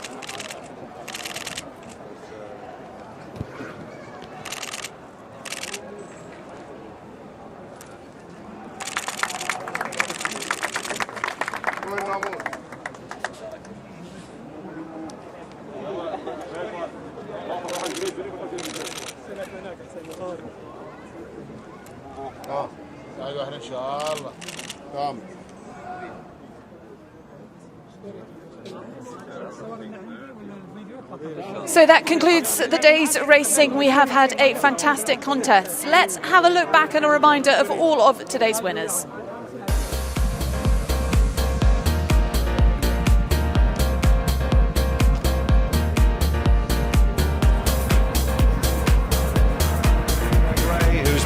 Really devouring the ground well up on the outside here, and has struck the front inside the final 150 metres. Al Managia is the leader from Al Crush 1751, and running on very strongly behind them into third place was Al Crush 7086. But Al Managia has won it really, really nicely. 400 metres to go here. Tariq taken on now by Garbia, and Garbia is beginning to wear down Tariq, who's responding though. These two have had this between them. Running on behind them into third is Midal, who's keeping on quite well, but inside the final furlong it's Garbia and Abdullah Faisal who's in front with just 100 metres left to go, and it's going to be a game performance this by Garbia, who beats Tariq just by about a neck or so. Running on into third was Sabah, who was always pretty handy, and Manshood took fourth place. Has responded to the challenges of all the others. Retort down the centre now in the red jacket and noseband. Also coming back from the rear then is Aslan, who's got quite a bit on now, but is making up ground hand over fist on the outside. It's just Retort who's mastered Al Mukhtar, but don't rule out Aslan. It's a sustained run as they race with 100 metres left to go. Retort, here comes Aslan with this long withering run as they race up towards the line, and Aslan may well have got there from Retort. Al Mukhtar was back in third place, and then in fourth home was Al Afour. That was a terrific finish. You got to say Sabrina is cruising beautifully into the race. The jockey looks really confident. She goes on now with 400 metres left to go. It's Sabrina who begins to show her class here, and she opens up by 3 to 4 lengths, and Campolina's got no answers. Neither too has Romani, and Immortal is well held. inside the final furlong here, and Sabrina is going to coast home here and win her 14th career start. A double for Hussein Maki as Sabrina wins. Second, just Romani ahead of Campolina, and Immortal was back in third place. Go here in the RIFFA Cup as they come down the home straight. Hauser Black taken on now by Justino, goes well. And then on the outside comes Dawam, who's pitching in with Tawarek striped cap as well. Mars Landing is now taking off behind them in the white cap. He's got quite a bit on though. Arkoub is ahead of him in the pink and blue colours. Inside the final furlong they come, and it's David Eagle on Tawarek from Arkoub, Justino and Mars Landing. Tawarek is out in front here, and Tawarek is going to run out a pretty convincing winner. He beats medal winner into second place, Arkoub third, Mars Landing. Then came behind these Justino, and then Classical Wave, Prince Elzam in the white cap. Alamara Talium is next, followed then by the red cap of Le Chiffre. Quite a bit of work on the outside. La Machina is trying hard to pick them up. Also Jabir with quite a lot on as well. Valcartier surely can't win from there. They're down now towards the final furlong here, and it's Gateway who sweated up profusely beforehand, but he's in the mood here. Gateway is drawing clear. Running on for second place here is Prince Elzam on the outside, but this goes to Gateway pretty emphatically. Prince Elzam was second.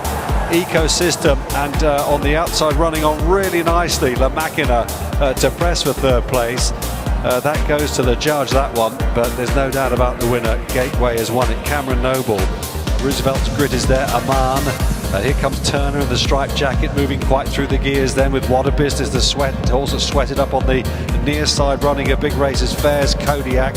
And then behind that one, as they begin to move down towards the next furlong, is Cody Time. Spread right across the track here, and Fairs Kodiak down the centre might just be in front from Turner over on the far side, with Sahara Spear running on as well, and Cody Time making a fist of it on the near side too, racing upside the final 50 metres. This is going to be a really tight finish between on the near side Fairs Kodiak, Sahara Spear on the far side, Cody Time. Right behind them was Aman, then Roosevelt's Grit and Turner. But that is the tightest finish of the day we've seen here. Down the centre, London Look just in front now, but there's a lot of chances. Here comes Orag in the white cap down the centre of the course together with Inveigle. Over on the far side, Graphite Storm is running on, you know. On the near side, Fighter Pilot is bursting through together with Albarg next to the rail. Fighter Pilot in front here as they race up towards the line, and this goes to Fighter Pilot, who came through to win well. Albarg in second, Ariba in third, and over on the far side, from last to fourth was Graphite Storm. He didn't get fourth, he got fourth. Well, some big fields this afternoon, some tight racing. It's been really competitive action. I've dragged Mike Cattermole out of the commentary box down to join me. Mike, let's reflect on the big race, the fifth race as part of the International Turf Series, the Al Riffa Cup. And it was a win for Hesham Al Haddad and the Fawzi Nas setup, but not the horse perhaps you were expecting, not Mars Landing. No, Mars Landing ran well though, I think, Ali. I think, you know, he can't win everything, can he? But I thought Tawarek was a really, really good winner, because I thought David Egan showed a lot of class. The horse got a terrible start. He had a bit of problems getting a position. He just waited and bided his time, and he won well. David's such a class act. And, of course, still no win for the international raiders yet. No, it's the local team are beating them off. Yeah, we're 5 races in, and so far the local trained horses have won every single race. They've come within half a length, and I think the best today was Arkoub, who finished in third. Yeah. So they've got to improve to beat the local trainers. It's not good enough, Ali. Not good enough. It certainly isn't. But a British or a British-Irish jockey in David Egan winning his second race on the trot as part of the Turf Series. Tawarek, a horse formerly trained by Michael Stout, like Mars Landing. So I think that Fawzi Nas was saying that he's got some good ones from the UK this summer or this autumn and brought them out here, and they're doing very well and reaping the rewards. They are. Don't tell Sir Michael, though. You want more money for them. But congratulations to Hussein Maki as well. To pick up that treble like that was just wonderful. Wonderful hat-trick. And what it's actually done is made the Jockeys Championship out here really exciting. We've now got 4 jockeys all tied at the top on 12 victories. Hussein Maki, Neil Callan, Charlie Bishop and Abdullah Faisal, who had 2 today. Yeah. So it's certainly making the Jockey Championship very exciting. Long way to go. But it is now certainly getting dark. We've got horses out galloping on the track. We've had a very busy afternoon, 8 races. And we look now ahead to next week, because next Friday we've got another 8 race card, and we have the 6th race as part of the International Turf Series. Next week's race is over 7 furlongs. It is the HAJERI Cup. So we're looking forward to that. It is race 8 on the race card. So stay with us. Do join us next week. But from Mike and myself, we'll see you next Friday. Good evening. Bye-bye.